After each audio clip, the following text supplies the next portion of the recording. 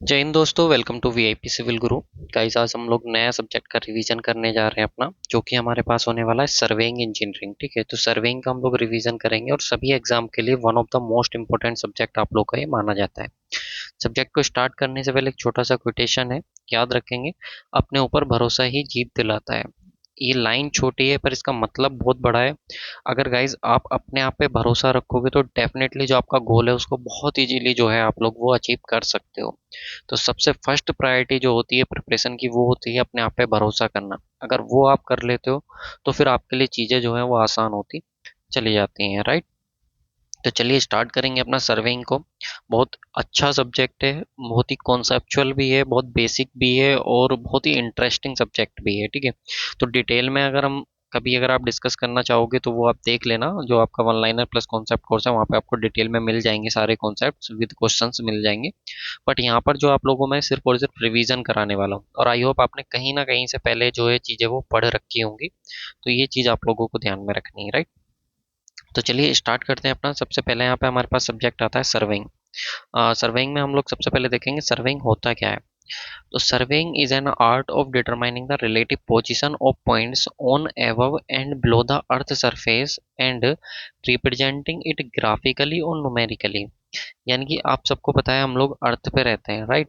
तो अर्थ की सरफेस, ये मान लो अर्थ की सरफेस है, तो इस अर्थ की सरफेस का अगर ये पॉइंट ए है, इसके रेस्पेक्ट में किसी पॉइंट बी की पोजीशन को बताना, चाहे वो ऊपर हो चाहे अर्थ की सरफेस के नीचे हो। ये पॉइंट जैसे कि अर्थ की सरफेस के जो पॉइंट ए है उसके रेस्पेक्ट में एक पॉइंट बी ऊपर है और एक सी पॉइंट जो है वो नीचे है, इनकी पोजीशंस को रिप्रेजेंट करना इस ए पॉइंट के रेस्पेक्ट में, ये कहलाता है हमारे पास सर्वेइंग। ठीक है, तो surveying is an art determining the relative position of a point on above and below the earth surface. Above and below ही नहीं, यहाँ पे कहीं पे भी आप लोग अगर जो है कहीं पे भी आप लोग किसी पोजीशन को रिप्रेजेंट कर रहे हो तो अर्थ के सरफेस के रेस्पेक्ट में अगर आप उसको रिप्रेजेंट करते हो तो वो आपका होता है सर्वेइंग। और इस डेटा को जो हम रिप्रेजेंट करेंगे, या तो हम ग्राफिकली रिप्रेजेंट करेंगे या फिर हम लोग कैसे रिप्रेजेंट करते हैं उसको, न्यूमेरिकली रिप्रेजेंट करते हैं। तो हमारा जो प्राइमरी ऑब्जेक्ट रहता है सर्वेइंग का, वो रहता है प्रिपरेशन ऑफ प्लान या फिर मैप। ठीक है, या तो हम लोग अपना प्लान बनाते हैं या फिर हम लोग अपना मैप बनाते हैं, ये हमारा प्राइमरी ऑब्जेक्ट रहता है सर्वेइंग को करने का। ठीक। मेथड की बात करें कि क्या क्या कौन कौन से मेथड होते हैं रिप्रेजेंटेशन के, तो जैसा कि मैंने बताया कि हम लोग जो डेटा है हमारे पास उसको हम दो तरीके से रिप्रेजेंट करेंगे, या तो ग्राफिकली रिप्रेजेंट करेंगे या न्यूमेरिकली रिप्रेजेंट करेंगे, राइट। तो यहाँ पे अगर हम लोग बात करें अपना ग्राफिकली की मेथड ऑफ रिप्रेजेंटेशन को, अगर हम लोग ग्राफिकली रिप्रेजेंट करें तो सबसे सिंपल तरीका होता है न्यूमेरिकली रिप्रेजेंटेशन। न्यूमेरिकल रिप्रेजेंटेशन में क्या होता है, जैसे हमारे पास कोई एक लाइन है, ठीक है, ए बी है और इसकी जो लेंथ है वो 10 किलोमीटर है, तो आप सिंपल जो है इसको 10 किलोमीटर लिख दोगे कि A B is equal to 10 kilometre, तो आपने न्यूमेरिकली रिप्रेजेंट कर दिया। ग्राफिकली रिप्रेजेंटेशन क्या होता है, ग्राफिकली रिप्रेजेंटेशन होता है, मान लो ग्राउंड पे एक लाइन थी ए बी जो कि 10 किलोमीटर थी। अब आप उस 10 किलोमीटर को क्या है, आप अपनी स्केलिंग करके कि मान लो कि आपने रिप्रेजेंट करा कि सर 1 सेंटीमीटर जो है वो 1 किलोमीटर के इक्वल है, तो आपका 10 किलोमीटर जो सर किसके इक्वल हो जाएगा, तो 10 सेंटीमीटर के इक्वल हो जाएगा, तो आप इसको 10 सेंटीमीटर की लाइन से रिप्रेजेंट कर दोगे। तो 10 किलोमीटर को आप लोग अगर 10 सेंटीमीटर की लाइन से रिप्रेजेंट करते हो तो वो आपके पास हो जाता है ग्राफिकल रिप्रेजेंटेशन। ठीक है, ध्यान रखिएगा। नेक्स्ट आता है हमारे पास graphical scales are much better than the numerical scale. याद रखिएगा, ये क्वेश्चंस पूछा हुआ है एग्जाम में डायरेक्ट, कि अगर हम बात करें न्यूमेरिकल और ग्राफिकल रिप्रेजेंटेशन में से तो कौन ज़्यादा वैल्यूएबल माना जाता है, तो जो आपकी ग्राफिकल स्केल है इसको ज़्यादा वैल्यू दी जाती है, ज़्यादा बेटर होता है as compared to numerical scale. तो graphical representation is done in the form of plan और मैप। तो इसी ग्राफिकल रिप्रेजेंटेशन को हम लोग प्लान या फिर मैप की फॉर्म में हम लोग जो है अपना वो रिप्रेजेंट करते हैं। याद रखिएगा, प्लान जो होता है वो लार्ज स्केल के लिए होता है और जो मैप होता है वो स्मॉल स्केल के लिए होता है। अब सर ये लार्ज स्केल क्या है और स्मॉल स्केल क्या है, तो थोड़ा सा वेट करो, जब अभी मैं आप लोगों को स्केल के बारे में बताऊंगा कि स्केल क्या होती है तो उस समय आपको अच्छे से क्लियर हो जाएगा। बस अभी आप ये ध्यान रखो, जब हम प्लान बनाते हैं तो वो लार्ज स्केल लेते हैं उसके लिए, और जो मैप होता है वो हमारा स्मॉल स्केल के लिए होता है। ठीक, सब अभी आप लोगों को क्लियर हो जाएगा। अब हम जितनी भी चीज़ें करने वाले हैं वो अर्थ पे करने वाले हैं, तो हमको शेप ऑफ अर्थ के बारे में बहुत अच्छे से पता होना चाहिए। तो शेप ऑफ अर्थ की बात करें तो ओबलेट स्पेरिकल शेप हम लोग मानते हैं कि अर्थ की जो सरफेस है वो कैसी है, ओबलेट स्पेरिकल हमारे पास जो है वो अर्थ की सरफेस है, जो कि स्लाइटली फ्लैट है एट पोल्स पे, यानी कि पूरा सर्कुलर ना होकर के कुछ इस तरीके से है, पोल पे जो है वो तो फ्लैट है। ठीक है, और polar axis is 43.5 kilometre smaller than equatorial axis. ये जो हमारे पास इक्वेटोरियल एक्सिस है और ये हमारे पास पोलर एक्सिस है, ये पोलर ये इक्वेटोरियल, तो इन दोनों के बीच जो गैप है वो 43.5 किलोमीटर का है। ठीक है, यानी कि ये वाली जो हमारे पास पोलर एक्सिस है ये कम है 43.5 किलोमीटर इस इक्वेटोरियल एक्सिस से। राइट। नेक्स्ट पॉइंट आता है हमारे पास, there is no geometrical figure completely define the shape of earth. ऐसा कोई भी ज्योमेट्रिकल फिगर नहीं है जो कंप्लीटली हमको रिप्रेजेंट करे शेप ऑफ अर्थ को। Hence a new name is given to the shape of earth is geoid. तो हम लोग कैसा मानते थे, ओबलेट स्पेरिकल, लेकिन हमने उसको एक नया नाम दे दिया क्योंकि हमारे पास एक पर्टिकुलर जो है ज्योमेट्री है नहीं, तो इसलिए हमने उसको एक नया नाम दे दिया जियोइड। क्या नाम दे दिया, जियोइड। लेकिन हम कैलकुलेशन पॉइंट ऑफ व्यू से बात करें तो कैलकुलेशन पर्पज से हम लोग अर्थ को जो मान के चलते हैं अपना, वो कैसा मान के चलते हैं हम लोग, तो वो हम लोग अपना स्पेरिकल मान के चलते हैं। राइट, ये चीज आप लोग को ध्यान रखनी है। ठीक। अब यहाँ पे देखो, ये हमारे पास अर्थ की सरफेस है। ठीक है, ये हमारे पास अर्थ की सरफेस है, ये हमारे पास जो परपेंडिकुलर लाइन जिसको हम लोग अपना प्लम्बोब लाइन बोलते हैं, तो इस अर्थ की सरफेस के टेंजेंट अगर आप कोई लाइन ड्रॉ करते हो टेंजेंट टू अर्थ सरफेस, तो उसको हम लोग बोलते हैं अपना हॉरिजॉन्टल प्लेन। याद रखिएगा। ठीक है। और अगर ये जो हमारे पास सरफेस है, मान लो ये हमारे पास अर्थ की सरफेस है, ठीक है, और ये बिल्कुल पैरेलल है अर्थ की सरफेस के, यानी कि इक्वि डिस्टेंस है from the centre of earth. अगर ये सेंटर ऑफ अर्थ है तो किसी भी पॉइंट पे आप चेक करो, ये सब की सब आपकी मान लो रेडियस है। जैसे कि मैंने बताया कि हम कैलकुलेशन पॉइंट ऑफ व्यू से इसको कैसा मानेंगे, स्पेरिकल। तो ये रेडियस ही है, हर जगह पर रेडियस जो है, यानी कि हर जगह पर सेंटर से इक्वल डिस्टेंस पे है। तो ये जो सरफेस होगी जो सेंटर से हर जगह पर इक्वल डिस्टेंस पे, इसको हम लोग बोलेंगे अपना लेवल सरफेस। ठीक है। तो लेवल सरफेस, हॉरिजॉन्टल प्लेन और प्लम्ब लाइन आप लोगों को क्लियर होनी चाहिए जो बिल्कुल परपेंडिकुलर होती है आपकी, या फिर ऐसे कह सकते हो टेंजेंट आप लोगों ने लाइन ड्रॉ करी है हॉरिजॉन्टल प्लेन की जो परपेंडिकुलर लाइन होती है, उसको हम लोग बोलते हैं अपना प्लम्ब लाइन। ठीक। चलिए, ये चीज़ें बहुत हेल्प करेंगी जब आप आगे इक्विपमेंट पढ़ोगे ट्यूडोलाइट वगैरह, तो वहाँ पर बहुत ज़्यादा हेल्प करने वाली हैं। चलिए, नेक्स्ट पॉइंट आता है हमारे पास ग्रेट सर्किल। अब जैसा कि मैंने बताया कि अर्थ की सरफेस को हम कैलकुलेशन पॉइंट ऑफ व्यू से अपना कैसा लेने वाले हैं, स्पेरिकल। तो जितनी भी कैलकुलेशन करेंगे हम अर्थ की सरफेस को लेकर, वो सारी की सारी स्पेरिकल मान के करेंगे। तो होता क्या है कि ये अर्थ है और ये सेंटर है। अब मान लो इस पे आप कितने भी सर्किल बनाओ, और उन सर्किल का, सबके सब सर्किल का जो सेंटर है अर्थ का सेंटर होना चाहिए। यानी कि सबके सब जो सर्किल आपने बनाए हैं उन सबका जो सेंटर है वो ये अर्थ का सेंटर आप लोग का होना चाहिए, और साथ में जो है आप लोग की अर्थ की सरकमफ्रेंस को टच करना चाहिए। तो ऐसे सर्किल को हम लोग बोलते हैं अपना ग्रेट सर्किल। जैसे कि यहाँ पे भी हमने बनाया, नॉर्थ है, साउथ है, ईस्ट है, वेस्ट है, तो हमने एक सर्किल बनाया। ये हमारा मान लो कि सेंटर था अर्थ का, और यहाँ से हमने एक सर्किल बनाया पूरा जो आप लोग का ईस्ट टू वेस्ट आप लोग का टच कर रहा था पूरे पोल्स को। तो ये जो हमने सर्किल बनाया इसने अर्थ को दो पार्ट्स में डिवाइड कर दिया, तो इस सर्किल को हम लोग बोलेंगे ग्रेट सर्किल। तो passing through the centre of earth, centre of earth से पास करेगा आप लोग का, साथ में क्या करेगा, divides earth surface into the equal parts. जो अर्थ की सरफेस है उसको टू इक्वल पार्ट्स में आप लोग को ये डिवाइड कर देगा। ठीक है, इसको आप ऐसे भी बना सकते थे। ठीक है, ये हमारा सेंटर से पास करना चाहिए, मतलब ये वाली चीज। ठीक है, इस तरीके से भी आप लोग बनाती, सबके सब आप लोग के जो है वो कंसिडर करे जाएंगे आपके ग्रेट सर्किल। ठीक। चलिए, अब आता है आपके पास स्पेरिकल ट्रायंगल। एक टर्म्स है, इंपॉर्टेंट है, एग्जाम में बहुत बार स्पेरिकल ट्रायंगल से आप लोग के क्वेश्चन बनेंगे। तो आपने क्या करा, ये जो आपने ग्रेट सर्किल थे, तीन ग्रेट सर्किल बनाए आपने। एक ग्रेट सर्किल ये बनाया, दूसरा ग्रेट सर्किल आपने ये बनाया, और तीसरा ग्रेट सर्किल आपने ये बनाया।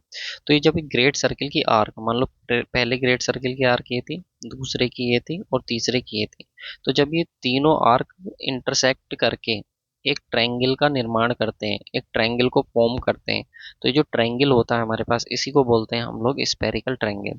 तो इस spherical triangle is a triangle which is formed on the surface of sphere. जो सरफेस ऑफ स्पेयर, इस स्पेयर की सरफेस पे बनता by intersecting three arc of different great circle. यानी कि तीन डिफरेंट ग्रेट सर्किल की आर्क जब आपस में इंटरसेक्ट करके एक ट्रायंगल को फॉर्म करती हैं, तो उसी ट्रायंगल को हम लोग बोलते हैं अपना स्पेरिकल ट्रायंगल। राइट। अब आता है spherical angle. Sir spherical angle क्या होता है, तो सिंपल सी बात है, ट्रायंगल का जो, अब मान लो ये ए पॉइंट है, ये बी है, ये सी है, ये वर्टिसेस है, ए वर्टिसेस, बी और सी, तीन वर्टिसेस है। अब मान लो हमने क्या करा, ए पॉइंट पे वर्टिसेस जो है हमारे पास, जो ये एक तरीके से आप बोल दो कि साइड्स हैं इस स्पेरिकल ट्रायंगल की। हमने यहाँ पे टेंजेंट ड्रॉ करा, ठीक है, दोनों टेंजेंट ड्रॉ करे, तो ये जो एंगल बना ए पॉइंट पे इसको हम लोग बोलेंगे अपना स्पेरिकल एंगल। तो is define as the angle between the tangent to the great circle. जो ग्रेट सर्किल है इसके टेंजेंट लाइन ड्रॉ करो और उसके बाद जो एंगल फॉर्म होता है द पॉइंट ऑफ इंटरसेक्शन, जो एंगल बनेगा पॉइंट ऑफ इंटरसेक्शन पे, देखो spherical angle is define as the angle between the tangent to the great circle and point of intersection. जो पॉइंट ऑफ इंटरसेक्शन है और जो टेंजेंट है उनके बीच जो एंगल बनेगा उसको हम लोग बोलेंगे अपना स्पेरिकल एंगल। क्लियर है स्पेरिकल एंगल क्या होता है? ठीक है। अच्छा, इस स्पेरिकल एंगल को मैं थीटा ना लिख करके यहाँ पे मैं इसको अल्फा लिख रहा हूँ, ठीक है, कंफ्यूज मत होइए, इसको अल्फा कर दिया मैंने। चलिए अब आती है हमारे पास length of sides. Length of side का मतलब क्या होता है? देखो ये हमारे पास एक स्पेरिकल ट्रायंगल है, तो स्पेरिकल ट्रायंगल की आप बोलोगे सर ए बी एक साइड है, ए सी एक साइड है और बी सी एक साइड है, तो मैं कहूँगा बिल्कुल सही आप सोच रहे हो कि अगर ये ट्रायंगल है तो इस ट्रायंगल की ये ए बी सी है, तो यानी कि ए बी एक साइड है, ए सी एक साइड है और बी सी एक साइड है। लेकिन ये प्लेन ट्रायंगल के लिए तो सही होता है, जो हमारा प्लेन ट्रायंगल होता है उस प्लेन ट्रायंगल के लिए तो सही है, लेकिन स्पेरिकल ट्रायंगल के लिए सही नहीं है ये साइड्स आपका बोलना। क्यों? क्योंकि देखो ये जो आपने स्पेरिकल बनाया है, ये जो आपने स्पेरिकल ट्रायंगल बनाया, अब मान लो ये आपका सेंटर ऑफ अर्थ था, तो ये आपकी जो साइड है ए बी जो आप लोगों की साइड है इस ट्रायंगल की, ये इसके सेंटर पे एक एंगल बनाएगी। ये जो एंगल थीटा वन होगा, मैंने कह दिया थीटा वन एंगल होगा, इसी को हम लोग बोलते हैं अपना साइड ऑफ स्पेरिकल ट्रायंगल। याद रखिएगा इसी को हम लोग क्या बोलते हैं, साइड ऑफ स्पेरिकल ट्रायंगल, ये जो एंगल बन रहा है। इसीलिए अभी आप देखोगे तो हम लोग इसको एंगल की फॉर्म में कंपेयर करते हैं। तो देखो यहाँ पे साफ साफ लिखा हुआ है angle subtended by the that side at centre of sphere. Centre of sphere पे जो साइड आपकी एंगल सबटेंड करेगी, जो बनाएगी, उसी को हम लोग बोलते हैं साइड या लेंथ ऑफ साइड। तो लेंथ ऑफ साइड का मतलब ध्यान रखिएगा, क्योंकि अगले पॉइंट में आप देखोगे ईच साइड का मतलब क्या है, जैसे ये वाली एक साइड थी तो इसने एंगल बनाया थीटा वन, ये वाली एक साइड थी इसने एंगल बनाया थीटा टू, और ये वाली एक साइड थी इसने एंगल बनाया थीटा थ्री। तो ये जो साइड एंगल बना रही हैं इन्हीं को, इन एंगल को भी हम लोग साइड ही बोलते हैं। Theta one theta two theta three ही हमारे पास साइड्स हैं। तो देखो ईच साइड का मतलब theta one theta two theta three of spherical triangle must be less than equal to 180 degree. यानी कि जो एंगल है आपके पास theta one theta two theta three, जिनको हम लोग स्पेरिकल ट्रायंगल के फॉर्म में साइड बोल रहे हैं, ये जो साइड है हमारी वो लेस देन होनी चाहिए 180 डिग्री से, लेस देन और इक्वल टू होनी चाहिए 180 डिग्री के। अब आप कहोगे सर देखो अगर आप इनको कहो, आप इनको नहीं मानते, चलो 1% आप इनको नहीं मानते कि ये साइड है, आप इसको साइड मानते हो, अगर आप इसको साइड मानते हो तो ये तो एक लेंथ है ना, और लेंथ को आप एंगल की फॉर्म में थोड़ी ना रिप्रेजेंट कर सकते हो। समझ में आई नहीं बात? तो इसलिए ये जो एंगल आपका बनता है theta one theta two theta three, इन्हीं को हम लोग बोलते हैं साइड, और ये जो वैल्यू है लेस देन होनी चाहिए 180 डिग्री के, less than equal to 180 degree. तो हम लोग बात करें सम ऑफ थ्री साइड, तीनों साइड का सम, यानी कि theta one plus theta two plus theta three. तो आपको सिंपल से पता है theta one theta two theta three क्या आप लोग का 360 होना चाहिए, लेकिन इसकी कंडीशन होती है आपकी मस्ट बी बिटवीन जीरो से लेकर के 360 डिग्री। कितना हो सकता है आप लोग का?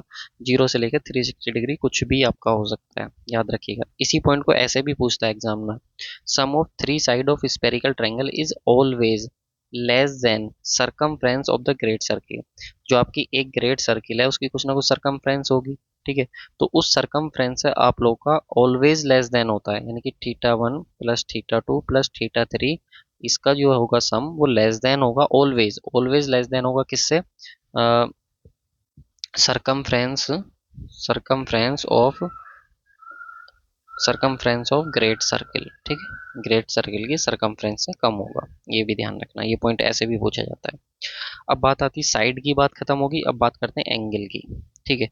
तो ईच एंगल, एंगल कौन सा होगा, तो मैंने बताया ये एंगल है ये, ठीक है, ए कह दो इसको, बी कह दो, सी कह दो, ये जो एंगल आपके पास है। तो ईच एंगल यानी कि A B C of a spherical triangle must be less than 180 degree. अब ये जो एंगल आपके बने, जैसे ये आपके पास स्पेरिकल ट्रायंगल बना था, ये एंगल ए था, ये बी था, ये सी था, तो ईच एंगल कोई सा भी एंगल ले लो, ए भी आपका 180 डिग्री से कम होगा, बी भी आपका 180 डिग्री से कम होगा, और सी भी आपका 180 डिग्री से कम होगा, राइट। तो यहाँ पे यही कह रहा है each angle of spherical triangle must be less than 180 degree, और सम ऑफ थ्री एंगल यानी कि तीनों एंगल का sum A B C of spherical triangle must be between 180 degree to 540 degree. यानी कि अगर आप तीनों एंगल का सम करो तो वो जो सम है आप लोग का वो 180 से 540 के बीच होना चाहिए, यानी कि पाई से तो ज़्यादा होना चाहिए और 3 पाई से कम होना चाहिए। ऐसे भी ये पॉइंट पूछ सकता है और ऐसे भी ये पॉइंट पूछ सकता है, तो कंफ्यूज मत होइएगा। Surface area of spherical triangle must be less than 2 pi r square. अगर आप सरफेस एरिया देखोगे स्पेरिकल ट्रायंगल का, स्पेरिकल ट्रायंगल था इसका जो सरफेस एरिया है, ठीक है, ये जो सरफेस एरिया हमारे पास ये कितना होना चाहिए, 2 पाई आर स्क्वायर। देखो साफ साफ मेंशन है, must be less than 2 pi r square. 2 pi r square से कितना होना चाहिए, कम होना चाहिए।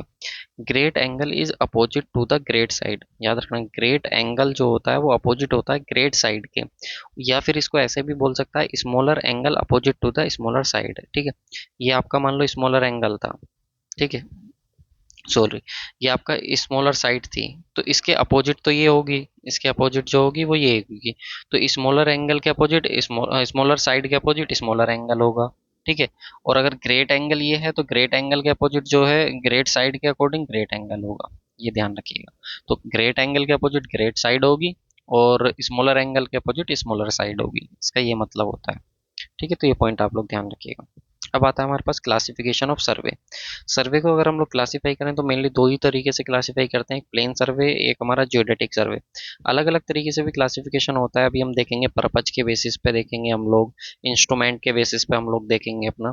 तो मेनली अगर हम लोग बात करें क्लासिफिकेशन ऑफ सर्वेइंग की, तो हमारे पास प्लेन सर्वेइंग होता है डन फॉर द लोकल सर्वे।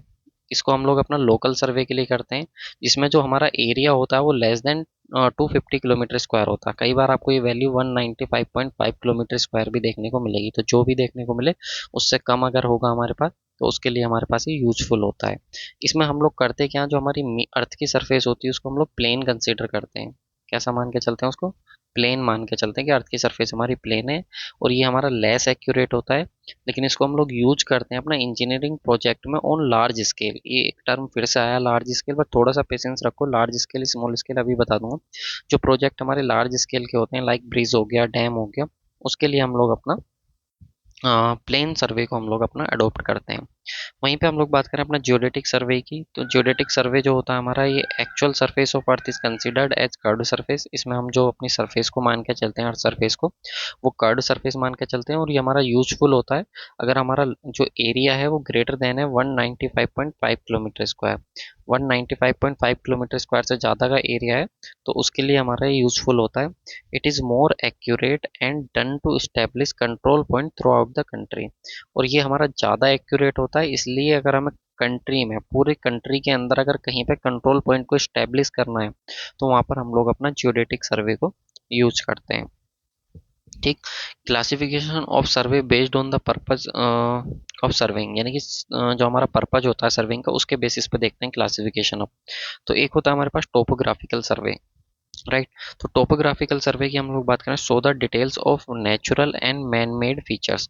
अर्थ की सरफेस पे जो भी नेचुरल या मैन मेड फीचर्स हैं, वहाँ की जो टोपोग्राफी है, वहाँ का जो टेरेन है, वो कैसा टेरेन है, कैसी टोपोग्राफी है, कैसी वहाँ पे फॉरेस्ट है, वहाँ पे रिवर है, वहाँ पे आपका कोई हिल है, उन सबको रिप्रेजेंट करना आपका जो होता है वो टोपोग्राफिक सर्वे के अंदर आप लोग का आता है। इसमें जो स्केल यूज करते हैं हम 1:25,000 से लेकर के आप लोग का 1: इसको देख लेना भाई कितना है, ठीक है, इतना यूज करते हैं हम लोग, 10 लाख, ठीक है, 1:10 लाख के रेशियो में हम लोग इसको प्रिपेयर करते हैं। हमारे पास आता है इंजीनियरिंग सर्वे। तो इंजीनियरिंग सर्वे क्या होता है, फॉर इंजीनियरिंग वर्क के लिए करते हैं, लाइक डैम हो गया, हाईवे हो गया, कैनाल हो गया, ये सब हमको बनानी, तो इनके लिए हम लोग इंजीनियरिंग सर्वे करते हैं। इसमें ये क्वेश्चंस आप लोगों से पूछे हुए हैं एग्जाम में, तो याद रखिएगा, ये इंपॉर्टेंट है। बिल्डिंग वर्क के लिए जो स्केल यूज होती है 1:50 से 1:200 की स्केल यूज होती है। ब्रिज वर्क के लिए 1:500 से 1:2500 की स्केल यूज होती है। और हाईवे के लिए 1:1250 से लेकर के 1:50,000 की स्केल हम लोग यूज करते हैं। अगला आता है हमारा कैडिस्ट्रियल सर्वे। कैडिस्ट्रियल सर्वे की अगर हम लोग बात करें तो कैडिस्ट्रियल सर्वे हमारा रिप्रेजेंट करता है बाउंड्रीज ऑफ प्रॉपर्टी। किसी भी प्रॉपर्टी की बाउंड्री के लिए अगर हमको सर्वे करना है तो उसके लिए हम लोग कैडिस्ट्रियल सर्वे करते हैं, और इसमें जो स्केल यूज करते हैं हम लोग 1:1000 से लेकर 1:5000 तक की स्केल हम लोग यूज करते हैं। हाइड्रोग्राफिक सर्वेइंग की अगर हम लोग बात करें रिलेटेड टू वाटर बॉडी, जैसे कि आपको मालूम है कि हाइड्रो वर्ड का मतलब ही किससे होता है, वाटर से। तो जो वाटर रिलेटेड सर्वे होगा, जैसे रिवर का हो गया, लेक का हो गया, पॉन्ड का हो गया, तो वो सब सर्वे आप लोग किसके अंदर आएंगे, हाइड्रोग्राफिक सर्वे के अंदर आने वाले हैं। अगला आता है एस्ट्रोनॉमिक सर्वे, नाम से क्लियर हो रहा है एस्ट्रोनॉमिक, जो आपकी एस्ट्रोनॉमिकल बॉडीज हैं, ठीक है, जो स्पेस में बॉडीज हैं उनके लिए जो हमारा सर्वे करा जाता है, ठीक है, उनकी मान लो कि अभी जो है हम अर्थ के रेस्पेक्ट में अगर किसी सपोज अगर हम लोग जो है अर्थ पे ही किसी दूसरे पॉइंट को लोकेट कर रहे हैं, तो वो हमारा जनरल सर्वे हो गया। लेकिन आप एस्ट्रोनॉमिकल बॉडी के लिए सर्वे कर रहे हो, मून को सन के रेस्पेक्ट में, अर्थ को मून के रेस्पेक्ट में, अगर आप इस तरीके से देख रहे हो तो वो आपके पास होता है एस्ट्रोनॉमिकल सर्वे। तो determine the latitude, longitude and local mean time of any place, किसी भी प्लेस का आप लैटिट्यूड, लॉन्गिट्यूड या फिर आप लोग लोकल मीन टाइम वगैरह कर रहे हो तो वो आपका एस्ट्रोनॉमिकल सर्वे होता है। यानी कि एक सिंपल लैंग्वेज में बोले तो स्पेस रिलेटेड जो आपका सर्वे होता है वो एस्ट्रोनॉमिकल सर्वे होता है। जियोलॉजिकल सर्वे की बात करें क्या होता है, तो इन्फॉर्मेशन देता है about the different strata of earth surface, जो हमारे पास अर्थ की डिफरेंट स्ट्रेटा हैं उनके बारे में हमको जो बताता है कि अर्थ की आपने पढ़ा होगा, अर्थ की जब आप स्ट्रक्चर के अंदर जाते हो सेंटर है, ठीक है, तो आपने पढ़ा होगा क्रस्ट मेंटल कोर करके ऐसा आपने पढ़ा होगा। तो ये जो हम कर रहे हैं अर्थ के अंदर जा करके, जो हम अर्थ की लेयर के बारे में क्या क्या स्ट्रेटा है, कैसे कैसे पिटजेंट है, तो वो जो सब सर्वे होता है हमारे पास जियोलॉजिकल सर्वे होता है। इसलिए आपने बिल्डिंग मटेरियल में भी आप लोग पढ़ते हो स्टोन का क्लासिफिकेशन, जियोलॉजिकल क्लासिफिकेशन, ठीक है, तो वहाँ पे इग्नियस रॉक पढ़ते हो, सेडिमेंट्री पढ़ते हो, मेटामॉर्फिक पढ़ते हो, सब पढ़ते हो नहीं जियोलॉजिकल क्लासिफिकेशन में, तो वही है। ठीक। इसके बाद तीसरा आता है हमारे पास सर्वेइंग, जो आता है क्लासिफिकेशन इंस्ट्रूमेंट बेस्ड, यानी कि आपका चैन सर्वेइंग होगा जो लीनियर मेजरमेंट के लिए काम आने वाला है, जिससे आप लेंथ को मेजर करोगे।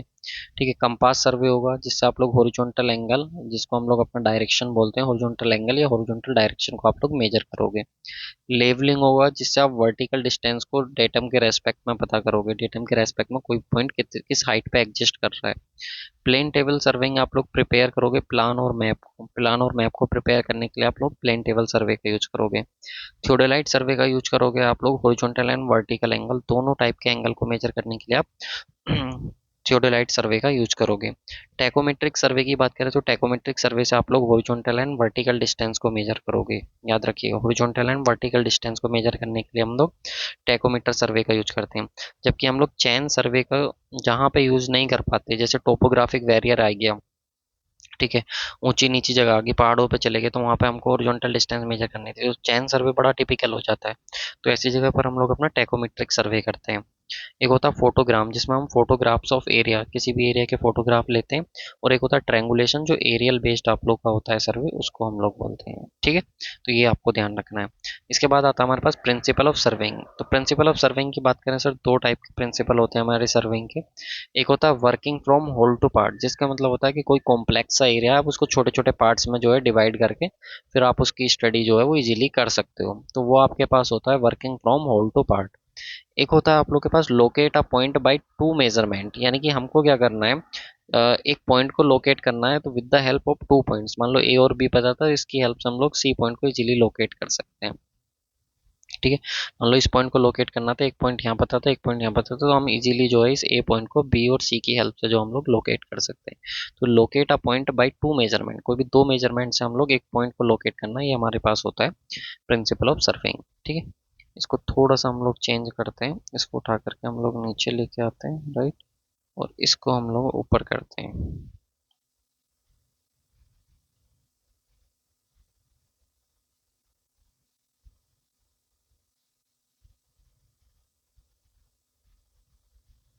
ठीक है, ये हमारे पास हो गया, और ये आ गया हमारे पास प्रिंसिपल ऑफ सर्वे।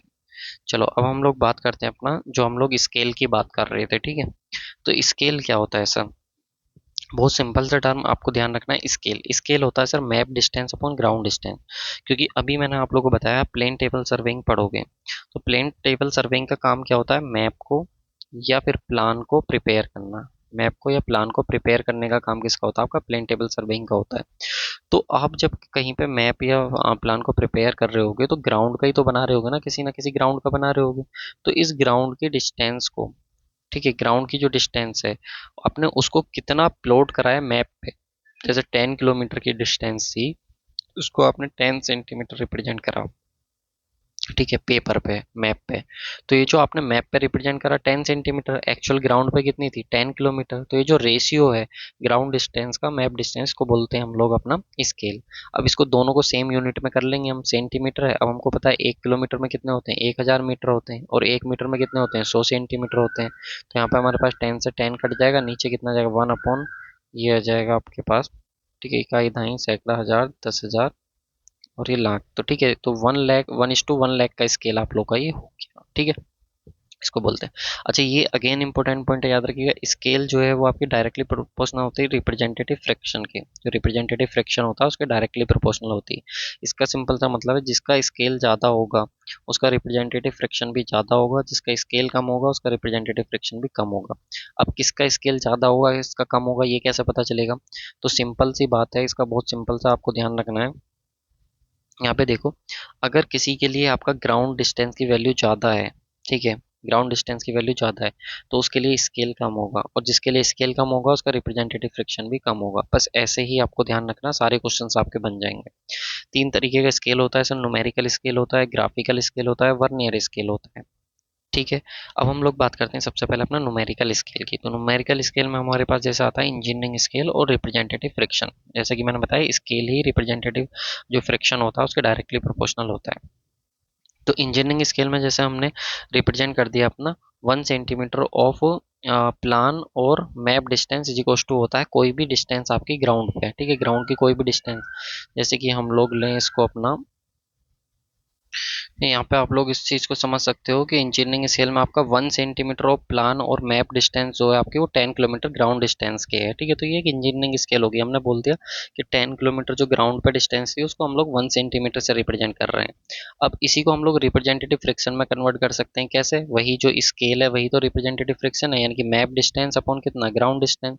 तो मैप पे कितना था आपका? 1 सेंटीमीटर, ग्राउंड पे वो किसको शो कर रहा है? 10 किलोमीटर को। तो आप इसको सेम कर लो, 1 सेंटीमीटर 10 किलोमीटर को उसमें कन्वर्ट करो सेंटीमीटर, 10 किलोमीटर, 1 किलोमीटर में 1,000 मीटर और 1 मीटर में 100 सेंटीमीटर। तो कितना आ जाएगा? 1/10 की पावर 6, यानी कि जिसको हम कितना लिख सकते हैं? 1:10 की पावर 6। तो यही 1:10 की पावर 6 जो है आप लोग के पास जो फ्रैक्शनल टर्म होता है आप लोग का स्केल का, उसी को हम लोग बोलते हैं अपना रिप्रेजेंटेटिव फ्रिक्शन। तो फ्रैक्शन वर्ड आ रहा है और वही फ्रैक्शनल टर्म जो हो जाएगा उसी को हम लोग रिप्रेजेंट अपना कर देते हैं। अब देखो कैसे बोलेंगे लार्ज स्केल और स्मॉल स्केल। अभी मैं आपको बोल रहा था ना कि ये लार्ज स्केल के लिए यूज होता है, स्मॉल स्केल के लिए। तो इस चीज़ को आप लोग यहाँ पे समझ सकते हो अच्छे से। मान लो दो स्केल हैं, एक scale 1 centimetre is equal to 10 metre है, यानी कि 10 मीटर को 1 सेंटीमीटर से रिप्रेजेंट कर रहे हैं, और एक दूसरी स्केल है बी जो 1 सेंटीमीटर को 100 मीटर से रिप्रेजेंट कर रही है, ठीक है। अब इनमें से कौन सा पता करें कि कौन सी लार्ज स्केल है कौन सी स्मॉल स्केल है? तो सबसे पहले इनका रिप्रेजेंटेटिव फ्रिक्शन में कन्वर्ट करो।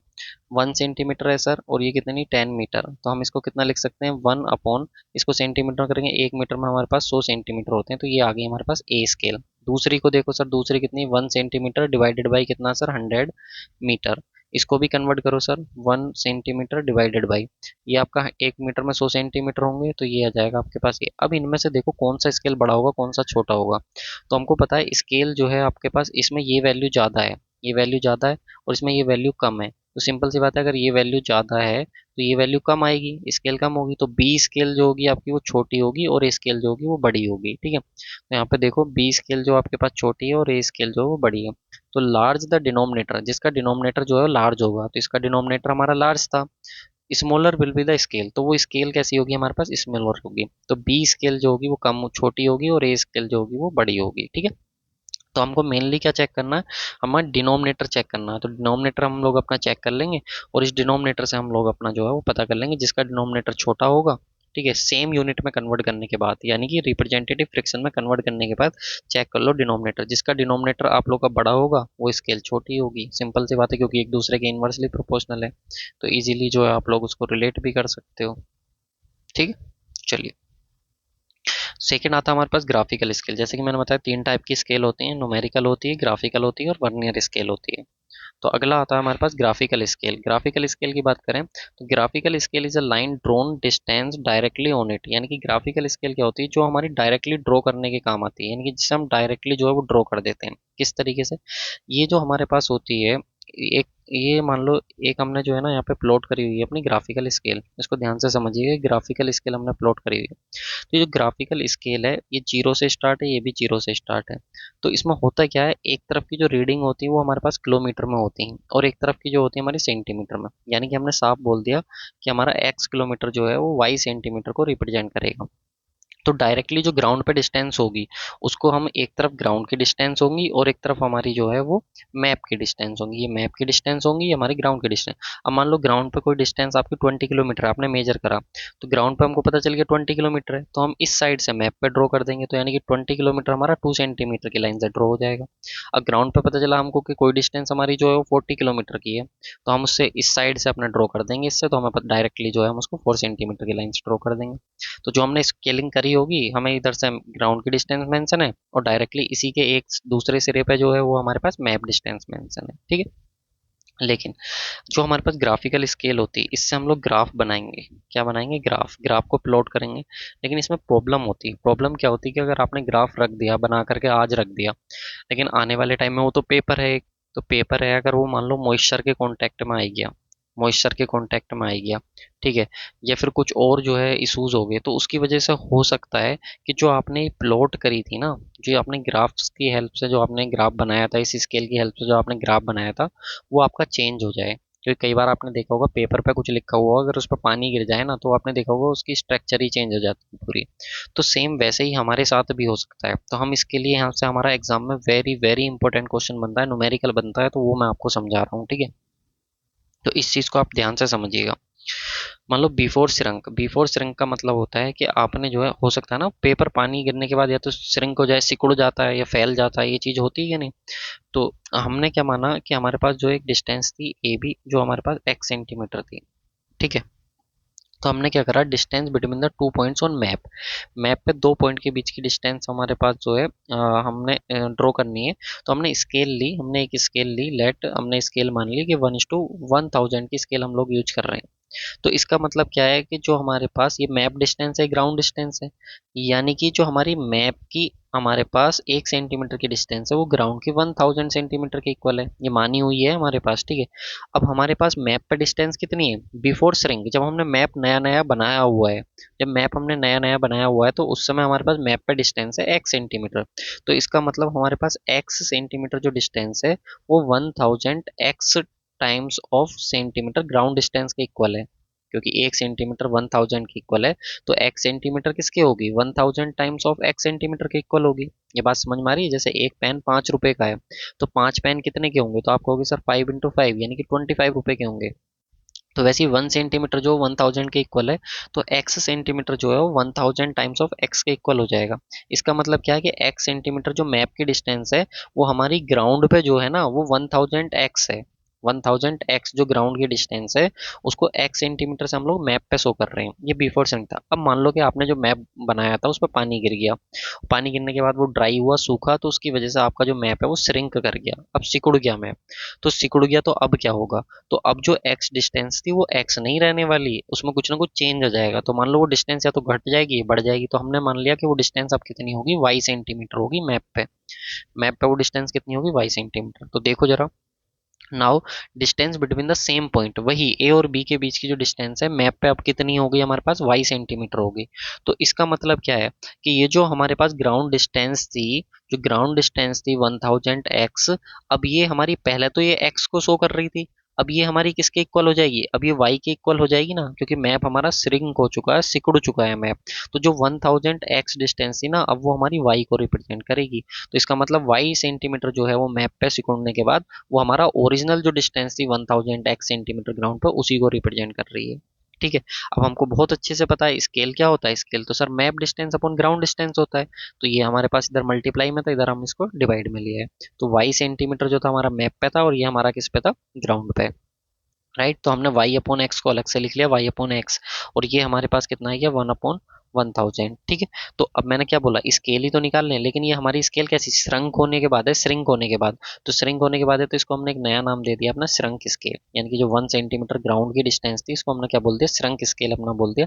तो श्रंक स्केल क्या होगी, map distance upon ground distance. और ये हमारी जो स्केल थी, ये वही स्केल थी जो हमने यूज करी थी ओरिजिनली। देखो ये हमने ओरिजिनली स्केल मानी थी या नहीं, तो जो हमने ओरिजिनल स्केल मानी थी वो हमारे पास 1/1000 आ गई, यानी कि ये हमारे पास ओरिजिनल स्केल होगी। तो यहाँ से एक फॉर्मूला हम लोग बना सकते हैं, y/x multiply original scale is equal to shrunk scale, ठीक है। तो यहाँ से y/x कितना हो जाएगा हमारे पास, श्रंक स्केल अपॉन ये मल्टीप्लाई में इधर चला जाएगा ओरिजिनल स्केल, तो y/x जो हमारे पास हो जाएगा वो shrunk scale upon original scale हो जाएगा। तो y क्या थी, मैप पे श्रंक होने के बाद की डिस्टेंस, x क्या थी, जब हमने मैप को बनाया बनाया था तो ओरिजिनल डिस्टेंस, ठीक है।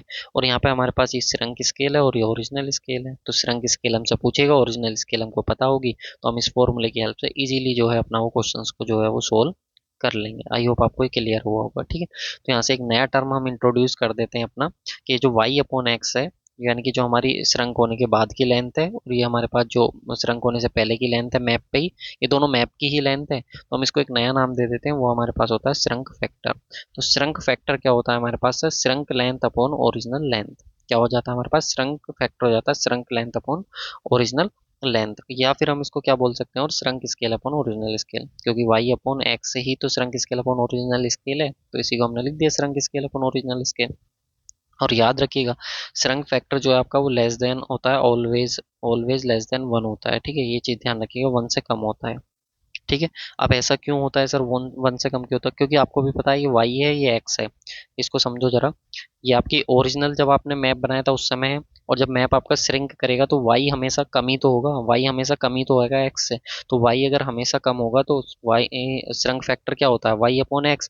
तो y आपका कम है और x ज्यादा है, तो ये वैल्यू हमेशा 1 से कम ही आएगी, चाहे कभी भी आप देख लेना, ऊपर 3 रख लो नीचे 4 रख लो, ऊपर वाली वैल्यू कम नीचे वाली ज्यादा, तो ये वैल्यू आपकी 1 से कम ही आने वाली है। ऊपर आप 5 रख लो नीचे 6 रख लो, ये वैल्यू 1 से कम ही आने वाली है, ठीक है। तो बस इसी चीज को हमें ध्यान रखना है। तो श्रंक फैक्टर जो होता है आप लोग का, वो ऑलवेज क्या होता है आप लोग का, लेस देन 1 होता है, ठीक है। ये आपसे एमसीक्यू में पूछेगा, ठीक। तो श्रंक स्केल हमारे पास जो होती है वो लेस देन होती है किससे, ओरिजिनल स्केल से। तो इसका मतलब ये हमारे पास स्मॉल स्केल होगी और ये हमारे पास लार्ज स्केल होगी, क्यों, क्योंकि इसमें हमारे पास लार्ज डिनोमिनेटर होगा। भाई स्मॉल स्केल होने का मतलब क्या है, जो नीचे वाला डिनोमिनेटर है वो ज़्यादा होगा। और ओरिजिनल स्केल क्या है, ओरिजिनल स्केल आप लोग की लार्ज स्केल होगी, क्योंकि इसमें आपका स्मॉल डिनोमिनेटर होगा, ठीक। ध्यान रखिएगा। एक और हमारे पास फॉर्मूला होता है श्रंक फैक्टर का, इसको भी याद रखिएगा, major distance upon correct distance. ये भी आप लोगों से पूछा जाता है श्रंक फैक्टर का, ठीक है। तो ये अलग से आप लोग इसको ध्यान रखिएगा, shrunk factor is equal to measure distance upon correct distance, ठीक। अब चलिए एरर आता है, इसमें एरर का फॉर्मूला भी बहुत बार आपसे पूछता है कि श्रंक स्केल की एरर का फॉर्मूला आप लोगों से पूछेगा, तो ये ध्यान रखिएगा। ये इसी के अंदर है, error due to wrong measuring scale. आपने रॉन्ग मेजरिंग स्केल देख ली, तो अगर आपको करेक्ट लेंथ निकालनी है, अगर आपको करेक्ट लेंथ निकालनी है, ठीक है, तो करेक्ट लेंथ हो जाएगी आप लोग के पास, correct length is equal to representative fraction of wrong scale. जो रोंग स्केल है उसका रिप्रेजेंटेटिव फ्रिक्शन, रिप्रेजेंटेटिव फ्रिक्शन निकालना आता है आपको रोंग स्केल का, divided by representative fraction of correct scale, जो करेक्ट स्केल है या ओरिजिनल स्केल है, ओरिजिनल स्केल कह सकते हैं, ठीक है। और मल्टीप्लाई बाई मेजर्ड लेंथ, जो आपकी मेजर्ड लेंथ है, ठीक है। यहाँ से हम लोग अपना करेक्ट लेंथ को निकाल लेते हैं, इस पर न्यूमेरिकल आप बनाओगे तो आराम से बन जाएगा। करेक्ट एरिया पूछे तो याद रखना representative fraction of wrong scale divided by representative fraction of correct scale का स्क्वायर होता है, इनटू मेजर्ड एरिया होता है। तो एरिया के टर्म में पूछ सकता है और लेंथ के टर्म में भी पूछ सकते हैं, तो जो भी आपसे पूछेगा ध्यान रखिएगा श्रृंक वाले केस के लिए, ठीक। चलिए अभी हम जब हम स्टैंडर्डाइजेशन एरर पढ़ेंगे तो वो अलग होगा, ठीक है, जब सिर्फ एरर और करेक्शन की बात करेंगे, तो ये हमारा सिर्फ और सिर्फ स्केल के लिए। इसके बाद थर्ड आती है हमारे पास वर्नियर स्केल। जैसे कि मैंने बताया 3 टाइप की हमारे पास स्केल थी, देख लो एक बार फिर से आप लोग को दिखा देता हूँ। 3 टाइप की हमारे पास स्केल थी, न्यूमेरिकल स्केल जो हमने देख ली, ग्राफिकल स्केल जो अभी हमने देखी है, अब हम लोग देखेंगे अपना वर्नियर स्केल को, ठीक है। देखो वर्नियर स्केल क्या होती है, vernier is a device used for measuring the reading which is fractional part of the smallest division of the main scale. अब देखो वर्नियर स्केल का यूज क्यों हुआ, जो हमारी मेन स्केल है अगर उसका कोई भी फ्रैक्शनल पार्ट है तो उसको हमें मेजर करना था, तो इसलिए हमने क्या करा, वर्नियर स्केल को इंट्रोड्यूस करा। अब जैसे कोई मेन स्केल है, आपने भी अपने यूज करते हो, स्केल को यूज करते हो, तो आपने देखा होगा 0 से 15 सेंटीमीटर की स्केल रहती है। तो ये जो आपके पास गैप रहते हैं, इस तरीके से जो गैप रहते हैं, ठीक है, 0, 1 है, 2 है, 3 है, 4 है, 5 है, 6 है, तो इस तरीके से गैप रहते हैं। और आपको पता है इनके बीच में 10 छोटे छोटे और ग्रेजुएटेड मार्क्स रहते हैं, ठीक है। और हमको पता है इसका मतलब होता है 10 mm। कितना होता है? 10 mm, यानी कि हर एक के बीच जो है वो हमारे पास जो है 1 mm का गैप होता है। 1 1 2 2 ऐसे करके हमारे पास यहाँ तक 10 mm का गैप होता है। तो यहाँ से जाओगे तो इनके बीच भी 10 mm का गैप होगा, इनके बीच भी 10 mm का गैप होगा। इस सेंटीमीटर में स्केल होती है जो हम जनरली देखी होगी, ठीक है। अब मैं अगर आपसे कहूँ कि कितना डिस्टेंस को मेजर कर सकती है मेरे पास, तो आप कहोगे कम से कम जो है ना सर, ये कम से कम आपका 1 mm को मेजर कर सकती है, 1 mm के डिस्टेंस को मेजर कर सकती है। नहीं, देखो कम से कम आपकी 1 mm को, अगर इसके बीच अगर आप जाओगे जीरो, और ज़्यादा डिटेल में मैं नहीं जा रहा हूँ, ठीक है, तो इनके बीच में जो गैप है 1 1 mm के डिफरेंस है, तो ये आपका 1 mm को मेजर कर सकती है, यानी कि 1 mm को कर सकती है और 1 mm के मल्टीपल, यानी कि 2 mm को भी कर सकती है, 3 mm को भी कर सकती है, 4 mm को भी मेजर कर सकती है। लेकिन मैं कहूँ आपसे, मुझे तो 0.98 mm को मेजर करना था, तो बताओ कर पाएगी क्या? 0.78 mm को मेजर करना था मुझे तो 0.5 mm को मेजर करना था, तब ये नहीं कर पाएगी, ठीक है। तो इस तरह से हम लोग जो है, जो हमारे पास मेन स्केल है, अगर उसका कुछ फ्रिक्शनल पार्ट है, जैसे कि 1 mm था, तो इसका फ्रिक्शनल पार्ट कितना हो गया? 0.5 mm। तो इसको मेजर करने के लिए हम लोग जो है अपना वर्नियर स्केल को यूज करते हैं। इससे ज़्यादा डिटेल में नहीं जाऊंगा क्योंकि हम लोग रिवीजन कर रहे हैं, ठीक है। अब मेन स्केल का याद रखिए, मेन स्केल का लीस्ट काउंट का मतलब होता है कि वो हमारे पास मेन स्केल का 1 डिवीजन की वैल्यू कितनी है। तो जैसा मैंने अभी आपको बताया कि अगर इस सेंटीमीटर में है 0 से 1, तो इसके 1 डिवीजन की वैल्यू हमारे पास कितनी होगी? 1 सेंटीमीटर होगी। तो ये 1 सेंटीमीटर 2 सेंटीमीटर को इजीली जो है ये मेजर कर सकता है। में भी आप लोग को ये मेजर कर सकता है, ठीक है, क्योंकि इसके डिवीजन जो है में, राइट। तो एक डिवीजन में कितनी वैल्यू जो है वो मेजर कर पा रही मेन स्केल, वो उसका लीस्ट काउंट हो जाता है, ठीक। तो हम करते क्या, अपनी एक स्केल बनाते हैं। इस तरीके की स्केल रहती है, इसमें एक साइड हमारे पास मेन स्केल रहती है और एक साइड हमारे पास वर्नियर स्केल रहती है, ठीक है। और वर्नियर स्केल की जो जीरो रीडिंग रहती है उसको बोलते हैं हम लोग इंडेक्स मार्क। याद रखिएगा, वर्नियर स्केल की जो जीरो रीडिंग रहती है उसको बोलते हैं हम लोग इंडेक्स मार्क। ये आपको ध्यान रखना है।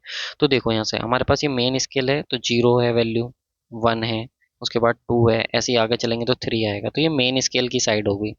और इसकी साइड, हम दूसरी साइड हमने जो अपना ग्रेजुएट कर दिया वर्नियर स्केल को, ये हमारे पास जीरो है, फिर इसके बाद हमारा 1 आया, फिर हमारे पास 2 आया, फिर हमारे पास 3 आया, फिर ऐसे ही हमारे पास जो है वो 4 आएगा।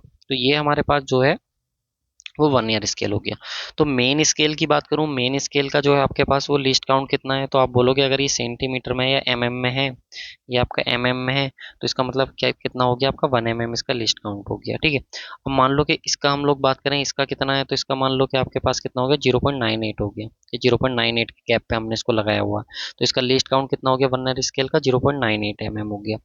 लेकिन अगर मैं बात करूं कंबाइन की, कि दोनों का कंबाइन लीस्ट काउंट बताओ कितना होगा, तो दोनों स्केल का, मेन स्केल का और वर्नियर स्केल, जब दोनों एक साथ लगे हैं तो इनका कंबाइन लीस्ट काउंट जो होता है वो होता है मेन स्केल का डिवीजन माइनस के जो वर्नियर स्केल का डिवीजन है। यानी कि मेन स्केल का 1 डिवीजन कितना है और वर्नियर स्केल का 1 डिवीजन कितना है। जैसे कि मैंने आपको बताया, सपोज मेन स्केल का 1 डिवीजन जो है 1 mm है, और वर्नियर स्केल का 1 डिवीजन की वैल्यू जो है वो आपकी मान लो 0.98 mm है। तो जब सोल्व करोगे तो कितना आएगा ये आपके पास?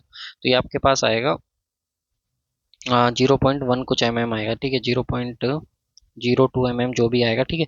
तो ये 0.02 जो आया ये आपके पास लिस्ट काउंट आ जाएगा इसका, कि कंबाइन का मेन स्केल और वर्नियर स्केल दोनों का कॉम्बिनेशन का लिस्ट काउंट है।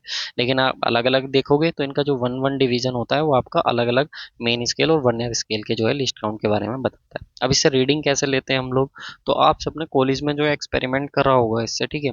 तो जो हम रीडिंग निकालते हैं अपनी वर्नियर स्केल से, वो कैसे निकालते हैं? Reading of index mark on main scale. तो reading by index marks on main scale, यानी कि जो हमारा पास मेन स्केल है, क्योंकि ये तो फिक्स होता है, ये फिक्स होता है, ये मूवेबल होता है, ठीक है। तो जब ये हमारा मूव करेगा तो जहाँ पे भी हमारा इंडेक्स मार्क्स रीडिंग दिखाएगा मेन स्केल पे, उसको हम लोग ले लेंगे प्लस के N times of least count. तो लीस्ट काउंट दोनों का कॉम्बिनेशन ये मैंने आपको बता दिया, लेकिन ये एन क्या है? तो एन आपके पास है number of vernier division which perfectly coincide with the main scale, यानी कि वो डिवीजन वर्नियर स्केल का जो परफेक्टली कोइंसाइड कर रहा होगा मेन स्केल के डिवीजन के साथ। तो मेन स्केल के डिवीजन के साथ वो कौन सा हमारे पास वर्नियर स्केल का डिवीजन है जो कोइंसाइड कर रहा है, वो हमारे पास हो जाएगा एन।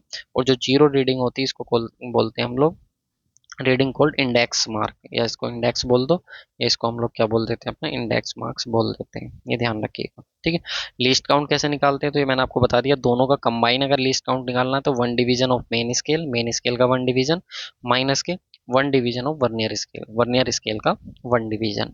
ठीक है, अब हम लोग लिस्ट काउंट कैसे निकालते हैं, तो लिस्ट काउंट जैसे मैंने बताया one division of main scale और one division of vernier scale, ये हमारे पास हो जाता है। ठीक है, अब डायरेक्ट वर्नियर हमारे पास कुछ टाइप के वर्नियर होते हैं, डायरेक्ट वर्नियर होता है, रेट्रोग्रेड वर्नियर होता है, डबल वर्नियर होता है और एक्सटेंडेड वर्नियर होता है। तो ध्यान से सुनो, डायरेक्ट वर्नियर क्या होता है, जिस डायरेक्शन में हमारा मेन स्केल की रीडिंग इंक्रीज हो, अगर उसी डायरेक्शन में हमारे पास वर्नियर स्केल की जो रीडिंग है वो भी इंक्रीज हो रही है, तो वो हो जाता है हमारे पास डायरेक्ट वर्नियर। लेकिन अगर मेन स्केल इस डायरेक्शन में इंक्रीज हो रही है और वर्नियर स्केल उसके अपोजिट डायरेक्शन में इंक्रीज होती है, तो वो हमारे पास हो जाता है रेट्रोग्रेड। रेट्रोग्रेड से ही आर से ही हम लोग निकालते हैं रिवर्स। क्या निकालते हैं, इसको याद रखने की ट्रिक क्या निकालते हैं हम लोग, रिवर्स, यानी कि रिवर्स डायरेक्शन में, यानी कि मेन स्केल अगर इस डायरेक्शन में इंक्रीज हो रही है तो आपकी वर्नियर स्केल इस डायरेक्शन में इंक्रीज होगी। ठीक है, तो डायरेक्ट वर्नियर क्या होता है, इसमें होता है N division of vernier scale N minus one division of main scale के इक्वल होता है। रेट्रोग्रेड में क्या होता है, N division of vernier scale N plus one division of main scale के इक्वल होता है, ये ध्यान रखिएगा। अब इसका लिस्ट काउंट निकालने का एक और फॉर्मूला होता है, ये तो होता ही है, इससे अलग एक और फॉर्मूला होता है एस अपॉन एन। अब एस क्या है, तो एस है आपकी मेन स्केल की डिवीजन, और एन क्या है आपके पास total number of division in vernier scale. Vernier scale में कितने डिवीजन है टोटल, जैसे यहाँ पे बात करें तो एक दो तीन, तीन डिवीजन है तो स्मॉल एन की वैल्यू हो जाएगी तीन। ठीक है, तो वर्नियर स्केल में कितने डिवीजन है वो आपका स्मॉल एन हो जाता है। अब कैसे निकालते हैं लिस्ट काउंट, तो ये फॉर्मूला कैसा है वो देख लो, L least count is equal to हो जाएगा एस माइनस के वी। ठीक है, तो एस आपके पास क्या हो गया, मेन स्केल माइनस के वर्नियर स्केल की वैल्यू निकालो यहाँ से, तो वी की वैल्यू निकालोगे N minus one divided by N into S. तो वी की वैल्यू को उठा करके हमने यहाँ पर रख दिया, तो रखेंगे तो कितना आएगा N minus one upon N into S. दोनों में से हमने यहाँ से एस को कॉमन ले लिया, इसका एलसीएम लिया तो कट हो गया, तो कितना बचा, सिर्फ एस अपॉन एन बचा, यही हमारे पास लिस्ट काउंट हो जाता है। ये इसके लिए भी होगा, ये इसके लिए भी होगा। ठीक है, डबल वर्नियर क्या होता है, जब दोनों साइड में रीडिंग इंक्रीज होती है, दोनों साइड में। ठीक है, ये जीरो है, वन, ये वन आया, ये टू आया, ये थ्री आया, इधर भी वन आया, टू आया और थ्री आया, यानी इधर भी इंक्रीज हो रही है और इधर भी इंक्रीज हो रही है, तो उसको बोलते हैं डबल वर्नियर। ये कहाँ पे यूज होता है आपका, तो एग्जामिनर आपसे पूछता है कहाँ पे यूज करते हैं इसको, थियोडोलाइट के अंदर, याद रखिएगा इसको कहाँ पे यूज करते हैं हम लोग, थियोडोलाइट के अंदर यूज करते हैं। इंपॉर्टेंट क्वेश्चन है, पूछा गया डबल वर्नियर किस में यूज होता है। एक्सटेंडेड वर्नियर क्या होता है, जिसमें N division of vernier scale to N minus one times of main scale के इक्वल होता है, ये इंपॉर्टेंट है। ठीक है, ये भी फॉर्मूला आप लोगों से पूछा गया क्वेश्चन है इस पे, तो जो भी आपसे क्वेश्चन पूछेगा इजीली आप जो है वो अपना क्वेश्चन बना लोगे। इसके बाद आता है हमारे पास लीनियर मेजरमेंट। इसके बाद लीनियर मेजरमेंट में अगर हम लोग बात करें तो अभी मैंने आप लोगों को बताया था कि हम इसमें दो ही चीज़ें मेनली पढ़ते हैं, एक तो हमारा चेन होता है और दूसरा हमारा टेप होता है। ठीक है, चेन और टेप के बारे में हम लोग जो है अपना अच्छे से पढ़ते हैं, लेकिन इसमें इसको स्टार्ट करने से पहले थोड़ा सा इसके बारे में जान लो कि इसमें दो पर्सन होते हैं। एक तो चेन, अगर मान लो ये चेन है आपके पास, ठीक है, इस तरीके से चेन है, तो एक पर्सन तो इसके जहाँ इस डायरेक्शन में, जिस डायरेक्शन में आप सर्वे कर रहे हो उस डायरेक्शन में पकड़ेगा, तो एक पर्सन तो यहाँ होगा। ठीक है, और एक पर्सन इस साइड पकड़ेगा, क्योंकि दो पर्सन चाहिए होंगे ना। तो जो सर्वे की डायरेक्शन को फिक्स करता है कि किस डायरेक्शन में सर्वे करना है और आगे आगे चलता है, उसको बोलते हैं leader. Who set the direction of सर्वे, जो डायरेक्शन सेट करेगा सर्वे की, जो आगे आगे चलेगा कि हाँ किस किस डायरेक्शन में मेजर करना, तो वो हमारा होगा लीडर। और जो उसको पीछे से फॉलो करेगा, ठीक है, वो हमारे पास होगा फॉलोअर। तो ये दो वर्ड बहुत अच्छे से क्लियर रखिएगा, फॉलोअर और लीडर, इन पर बेस्ड भी क्वेश्चन आप लोग का बना है एग्जाम में, इसलिए मैं आप लोगों को ये बता रहा हूँ। ठीक, अब हम लोग बात करें अपना, इसमें दो वर्ड आते हैं हमारे पास, एरर एंड मिस्टेक, ये ध्यान रखिएगा आप लोग। तो इसमें आप लोग सबसे पहले समझो आप प्रिसीजन को और एक्यूरेसी को।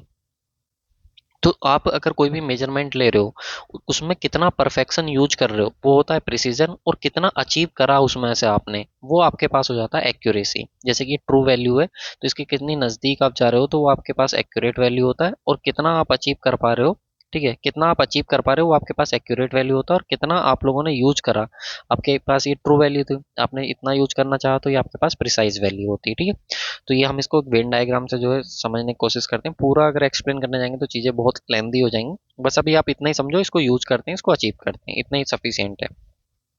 एक होता है आपके पास डिस्क्रिपेंसी। डिस्क्रिपेंसी का मतलब होता है कि जो आपके पास डिफरेंस होता है between two measured value of same quantity. अब मान लो ए से बी के बीच की डिस्टेंस मेजर करने के लिए आपने दो लोगों को भेजा, पहले भेजा वो कुछ मेजर करके आया, दूसरा भेजा उसको कुछ मेजर करके आया, जबकि डिस्टेंस वही थी लेकिन दोनों ने मेजर अलग अलग करी। तो कोई भी दो मेजर्ड वैल्यू के बीच का जो डिफरेंस होता है आप लोग का, उसको बोलते हैं हम लोग डिस्क्रिपेंसी, याद रखिएगा। अब जैसा कि मैंने बताया मिस्टेक एंड एरर, तो मिस्टेक क्या होता है? Poor adjustment of carelessness confusion etc., यानी कि जो आपका पुअर जजमेंट करने का तरीका, आपको जो है अच्छे से मेजरमेंट लेना नहीं आता, आप अच्छे से चीज़ों को जज नहीं कर पाते हो, ठीक है, आप केयरलेस हो, आप कंफ्यूज हो रहे हो चीज़ों को लेकर के, तो वो आपकी मिस्टेक है, ठीक है, उसको बोलते हैं मिस्टेक। लेकिन जब आप जा रहे हो मेजरमेंट लेना और आप उसमें प्रॉब्लम क्रिएट कर रहे हो, ठीक है, तो वो मिस्टेक है। लेकिन जब इंस्ट्रूमेंट में प्रॉब्लम है, जब इंस्ट्रूमेंट में ही गड़बड़ है, तो उसको आप लोग बोलते हो एरर। तो due to physical condition of instrument, तो इंस्ट्रूमेंट में जब प्रॉब्लम होगी तो वो एरर होगी। तो एरर निकालने का बहुत सिंपल सा तरीका होता है मेजर्ड वैल्यू माइनस की ट्रू वैल्यू। जो ट्रू वैल्यू है वो तो ट्रू है ही, जो आपने मेजर करा वो आपको पता है, तो measured value minus true value वो आपके पास हो जाएगी एरर, ठीक है। अब एरर और करेक्शन याद रखना, दोनों ही एक दूसरे के अपोजिट होते हैं नेचर वाइज। नेचर वाइज का मतलब क्या हो गया सर? एरर अगर पॉजिटिव होगा तो करेक्शन निगेटिव होगा, ये आपको ध्यान रखना। नेचर दोनों का एक दूसरे का बिल्कुल अपोजिट होता है, तो एरर और करेक्शन जो होते हैं एक दूसरे के अपोजिट होते हैं, लेकिन होता मैग्नीट्यूड इक्वल है। याद रखना, वैल्यू जो होती है, मैग्नीट्यूड जो होता है वो तो सेम होता है, बट हम लोग बात करें डायरेक्शन की, डायरेक्शन बोलो या फिर नेचर बोलो, वो दोनों का बिल्कुल एकदम अपोजिट होता है। एरर पे positive, correction negative, error negative, correction positive, ठीक, ये ध्यान रखिएगा। दो तरीके के मेनली हमारे पास एरर होते हैं, एक सिस्टमेटिक एरर होता है, एक हमारे पास रैंडम एरर होता है। इस सिस्टमेटिक एरर का ही दूसरा नाम होता है हमारे पास कम्युलेटिव एरर, और जो हमारे पास दूसरा होता है उसका नाम होता है रैंडम एरर। तो रैंडम एरर का दूसरा नाम होता है हमारे पास कंपनसेटिंग एरर, इसी को हम लोग अपना कंपनसेटिंग एरर भी बोलते हैं। आपको क्या ध्यान रखना, आपसे पूछेगा कि जो आपके पास आपसे पूछेगा कि आपके पास जो सिस्टमेटिक या कम्युलेटिव एरर होता है वो याद रखिएगा सर्वे जो लाइन है हमारी उसकी लेंथ के डायरेक्टली प्रोपोर्शनल होता है, ठीक है। और आपसे अगर पूछेगा रैंडम एरर या फिर जो कंपनसेटिंग एरर है, वो ध्यान रखिएगा आप लोग, वो एरर जो होता है सर्वे लाइन के स्क्वायर रूट के डायरेक्टली प्रोपोर्शनल होता है, ठीक है। या फिर हम ये बोलें कि नंबर ऑफ ऑब्जर्वेशन जितने आपने लिए हैं उनके स्क्वायर रूट के इन्वर्सली प्रोपोर्शनल होता है। तो एरर जो है वो कौन सा है वो आप लोग देख लीजिएगा, रैंडम पूछा है कि सिस्टमेटिक पूछा है। सिस्टमेटिक को ही हम लोग कम्युलेटिव बोलते हैं, जो सर्वे लाइन के डायरेक्टली प्रोपोर्शनल होता है उसकी लेंथ के, और ये हमारा उसकी लेंथ के स्क्वायर रूट के डायरेक्टली प्रोपोर्शनल होता है, जो रैंडम या फिर कंपनसेटिंग एरर होता है, ठीक है। इसके साथ ही हमारे पास ये पॉइंट है, इसको आप लोग अच्छे से समझो। अगर हमारे पास एरर पॉजिटिव है, ठीक है, इसका मतलब क्या है? एरर पॉजिटिव होने का मतलब क्या है? ड्यू टू शॉर्ट चैन, हमारे पास एरर पॉजिटिव है, इसका मतलब हमारे पास शॉर्ट चैन है, और शॉर्ट चैन है तो इसका मतलब मोर मेजर्ड वैल्यू होगी। अब इसको मैं थोड़ा सा बताता हूँ आपको, जैसे एरर है, एरर है हमारे पास मेजर्ड वैल्यू माइनस की ट्रू वैल्यू, ठीक है। अगर आपकी चैन शॉर्ट हुई, चैट चैन जो है वो शॉर्ट हुई जिससे आप मेजर करने गए थे, और ये ए से बी के बीच का गैप मेजर करना था आपको, लेंथ मेजर करनी थी, चेन थी शॉर्ट, तो सिंपल सी बात है ज्यादा नंबर ऑफ चेन लगेंगी, ज्यादा नंबर ऑफ चेन लगेंगी तो यानी कि मेजर्ड वैल्यू ज्यादा आएगी। तो मेजर्ड वैल्यू ज्यादा आएगी और ट्रू वैल्यू आपकी कम रह जाएगी, तो एरर कैसा आएगा? पॉजिटिव। बस इसी चीज को बता रहा है एरर पॉजिटिव। तो और अगर आपने जो है लॉन्ग चैन यूज कर ली, ए से बी को मेजर करने के लिए आपने चैन लॉन्ग यूज कर ली, तो अब आपके पास जो मेजर्ड वैल्यू आएगी वो कम आएगी, क्योंकि नंबर ऑफ चैन कम लगेंगी, आप लंबी चैन यूज कर रहे हो आप, तो नंबर ऑफ चैन कम लगेंगी यानी कि मेजर्ड वैल्यू आपकी कम आएगी। मेजर्ड वैल्यू कम आएगी तो इसका मतलब क्या है? आपके पास एरर जो है आपके पास वो कैसा रहेगा? निगेटिव रहेगा, ठीक है। तो ये इसी चीज को बता रहा है ये पॉइंट, ये ध्यान रखिएगा, इसको मैं अलग से जो आपको न्यूमेरिकल में बहुत यूज होगा, ये बहुत यूज होता है ये वाला पॉइंट जो होता है। इसके बाद आता है हमारे पास next, main purpose of surveying is to plot map of an area. जो हमारे पास मेन पर्पज होता है सर्वेइंग का, ये मैं आपको बता भी चुका हूँ, मैप और प्लान को प्रिपेयर करना हमारे पास होता है। When slope distance are measured in the field, these are always reduced to equivalent horizontal distance for the preparation of map. देखो हमारे पास चेन से अगर हम लोग स्लोपी ग्राउंड पर डिस्टेंस को मेजर करें तो उसको मेजर करना बहुत टिपिकल होता है, तो इसलिए हम लोग करते क्या हैं, जो स्लोपी ग्राउंड होता है उसकी जो डिस्टेंस है उसको हम हॉरिजॉन्टल इक्विवेलेंट डिस्टेंस में कन्वर्ट कर लेते हैं। जैसा आप सबको बहुत अच्छे से इसके कंपोनेंट करने आते होंगे, ये एंगल थीटा है, ये लेंथ एल है, तो इसके दो कंपोनेंट होंगे हमारे पास, एक एल कोस थीटा होगा, दूसरा एल साइन थीटा होगा। तो ये जो स्लोपी ग्राउंड की डिस्टेंस थी एल, इसको हमने हॉरिजॉन्टल इक्विवेलेंट डिस्टेंस में कन्वर्ट कर लिया, जो कि हमारे पास कितनी है? L cos theta. तो इसी की बात कर रहा है कि जो हमारे पास स्लोपी ग्राउंड होता है, स्लोपी डिस्टेंस होती है, स्लोपी डिस्टेंस होती है, उसको हम लोग हॉरिजॉन्टल इक्विवेलेंट डिस्टेंस में कन्वर्ट कर लेते हैं। मेथड ऑफ लीनियर मेजरमेंट की बात करें हम लोग, कौन कौन से मेथड होते हैं, तो डायरेक्ट मेथड होता है एक, जो चैन और टेप का हम लोग यूज करते हैं। एक हमारे पास ऑप्टिकल मेथड होता है जो टेकोमीटर होता है। टेकोमीटर अभी मैंने आप लोगों को बताया था। इसकी खास बात क्या होती है, horizontal horizontal as well as vertical distance दोनों को मेजर कर लेता है। Horizontal distance as well as vertical distance दोनों को ही मेजर कर लेता है आप लोग का जो टेकोमीटर होता है। इसके बाद ईडीएम होता है, इलेक्ट्रॉनिक डिस्टेंस मेजरिंग इंस्ट्रूमेंट और होते हैं, जैसे कि टोटल स्टेशन हो गया हमारे पास, जीओडी मीटर हो गया, डिस्टोमेट हो गया, मेकोमीटर हो गया, टेलुरोमीटर हो गया। ये सब के सब वो इक्विपमेंट हैं जो लाइट हमारी जो है इलेक्ट्रॉनिक प्रिंसिपल पे जो है बेस्ड होते हैं। बोले तो लाइट प्रिंसिपल पे हमारे जो है ये बेस्ड होते हैं। ठीक है, तो ये तीन तरीके के हमारे पास हैं जिनसे हम लोग, मेथड है हमारे पास जिनसे हम लोग लेंथ को मेजर करते हैं, लीनियरली मेजर करते हैं। तो चैन सर्वे की बात करेंगे और फिर टेप के बारे में भी हम लोग देखेंगे। ठीक है, टैकोमीटर के बारे में भी हम लोग पढ़ेंगे जिससे हम लोग अपना लीनियर मेजरमेंट करने वाले हैं। चैन सर्वे की अगर हम लोग बात करें तो याद रखिएगा सुटेबल होता है स्मॉल एरिया के लिए और सिंपल डिटेल्स के लिए। अगर किसी भी एरिया की आपको, कोई स्मॉल एरिया है वहाँ पे आपको यूज करना है, लेंथ को मेजर करना है, तो उस स्मॉल एरिया के अंदर आप लोग सिंपल चैन से लेंथ को मेजर कर सकते हो और सिंपल डिटेल्स के लिए इसको यूज कर सकते हो। In the purpose of चेनिंग the survey team consist of the follower and leader. जैसा कि मैंने बताया, जब आप चेनिंग करते हो, चेनिंग सर्वे जब आप करते हो तो टीम में दो लोग होते हैं, एक फॉलोवर होता है, एक आपका लीडर होता है। तो चैन के जो 0 मीटर एंड, जो चैन सर्वे की डायरेक्शन को फिक्स करेगा वो तो लीडर होगा, आगे आगे चलेगा, और जिसको पीछे से फॉलो करेगा, जो पीछे पकड़ के रखेगा चैन को 0 मीटर एंड पे, वो आपके पास कौन होगा, फॉलोवर होगा। ठीक है, अगर 20 मीटर की चैन है, सपोज 20 मीटर की चैन है, तो जहां से स्टार्ट हो रही चैन 0 मीटर की, वहां तो पकड़ के रखेगा आपका फॉलोवर। ठीक है, और जहां पर 20 मीटर तक जा रहा है वहां पे पकड़ के रखेगा लीडर। ठीक है, इसीलिए कहते हैं कि जितने आपके पास फॉलोवर के पास जो है एरो कलेक्ट होते हैं, क्योंकि यहाँ पे अगर मान लो ये मेजर करके यहाँ से मेजर करना शुरू करा ए पॉइंट से, और यहाँ पे बी पॉइंट तक हम लोग मेजर करा एक चैन लेंथ को, तो ये लीडर क्या करेगा, यहाँ पे एरो लगवा देगा, यहाँ पे एरो लगवा देगा। अब ये पीछे से जाएगा, फिर ये यहाँ पे चैन को पकड़ेंगे, फिर आगे जाएंगे, तो यहाँ फॉलोवर आ जाएगा और यहाँ लीडर पहुंच जाएगा, तो यहाँ से ये एरो को कलेक्ट कर लेगा। तो इसलिए बोलते हैं कि leader puts the arrow, leader तो पुट करता है एरो को ग्राउंड पे, और फॉलोवर क्या करता है, उसको कलेक्ट करता है। तो जितनी भी नंबर ऑफ एरो होती हैं फॉलोवर के पास, वो सिग्निफाई करते हैं हमारे चैन लेंथ को। जितनी एरो होंगी, सपोज जैसे फॉलोवर ने कलेक्ट कर ली हमारे पास पांच, पांच एरो कलेक्ट कर लिए, पांच एरो कलेक्ट कर लिए, इसका मतलब उन्होंने पांच मेजरमेंट लिए, और एक मेजरमेंट कितने का था, 20 मीटर का, तो ओवरऑल कितना हो गया हमारे पास, 100 मीटर हमने मेजर किया है। इस तरीके से हम लोग इसको देखते हैं। ये क्वेश्चंस इंपॉर्टेंट होते हैं, बेसिक बेसिक होते हैं, पर एग्जामिनर इनसे क्वेश्चंस बनाता है। ठीक है, टर्मिनोलॉजी की बात करें हमारे पास, जब हम सर्वे करते हैं तो मैंने बताया हम लोग स्मॉल एरिया के लिए हमारा सुटेबल होता है। तो अगर हम लोग सर्वे कर रहे हैं, सपोज इस तरीके का एरिया था, तो जो मेन स्टेशन होता है हमारे पास, act as the control point, वो हमारे पास कंट्रोल पॉइंट की तरह काम करते हैं।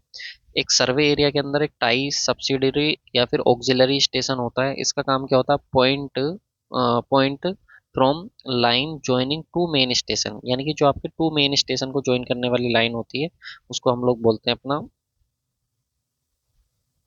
टाई सब्सिडरी या auxiliary line use to locate the interior details of the area. यानी कि इसका मतलब, टाई लाइन का मतलब आप सिंपल से समझो, किसी भी सर एरिया के अंदर अगर आप चैन सर्वे कर रहे हो, स्मॉल एरिया है और वहां पर आपको कोई भी पर्टिकुलर चीज को लोकेट करना है उस एरिया के अंदर, ठीक है, तो उसकी इंटीरियर डिटेल के लिए आप लोग यूज करते हो टाई सब्सिडरी या ऑक्सिलरी लाइन का। ठीक है, इसके बाद होती है बेस लाइन, ये लॉन्गेस्ट एंड एक्यूरेट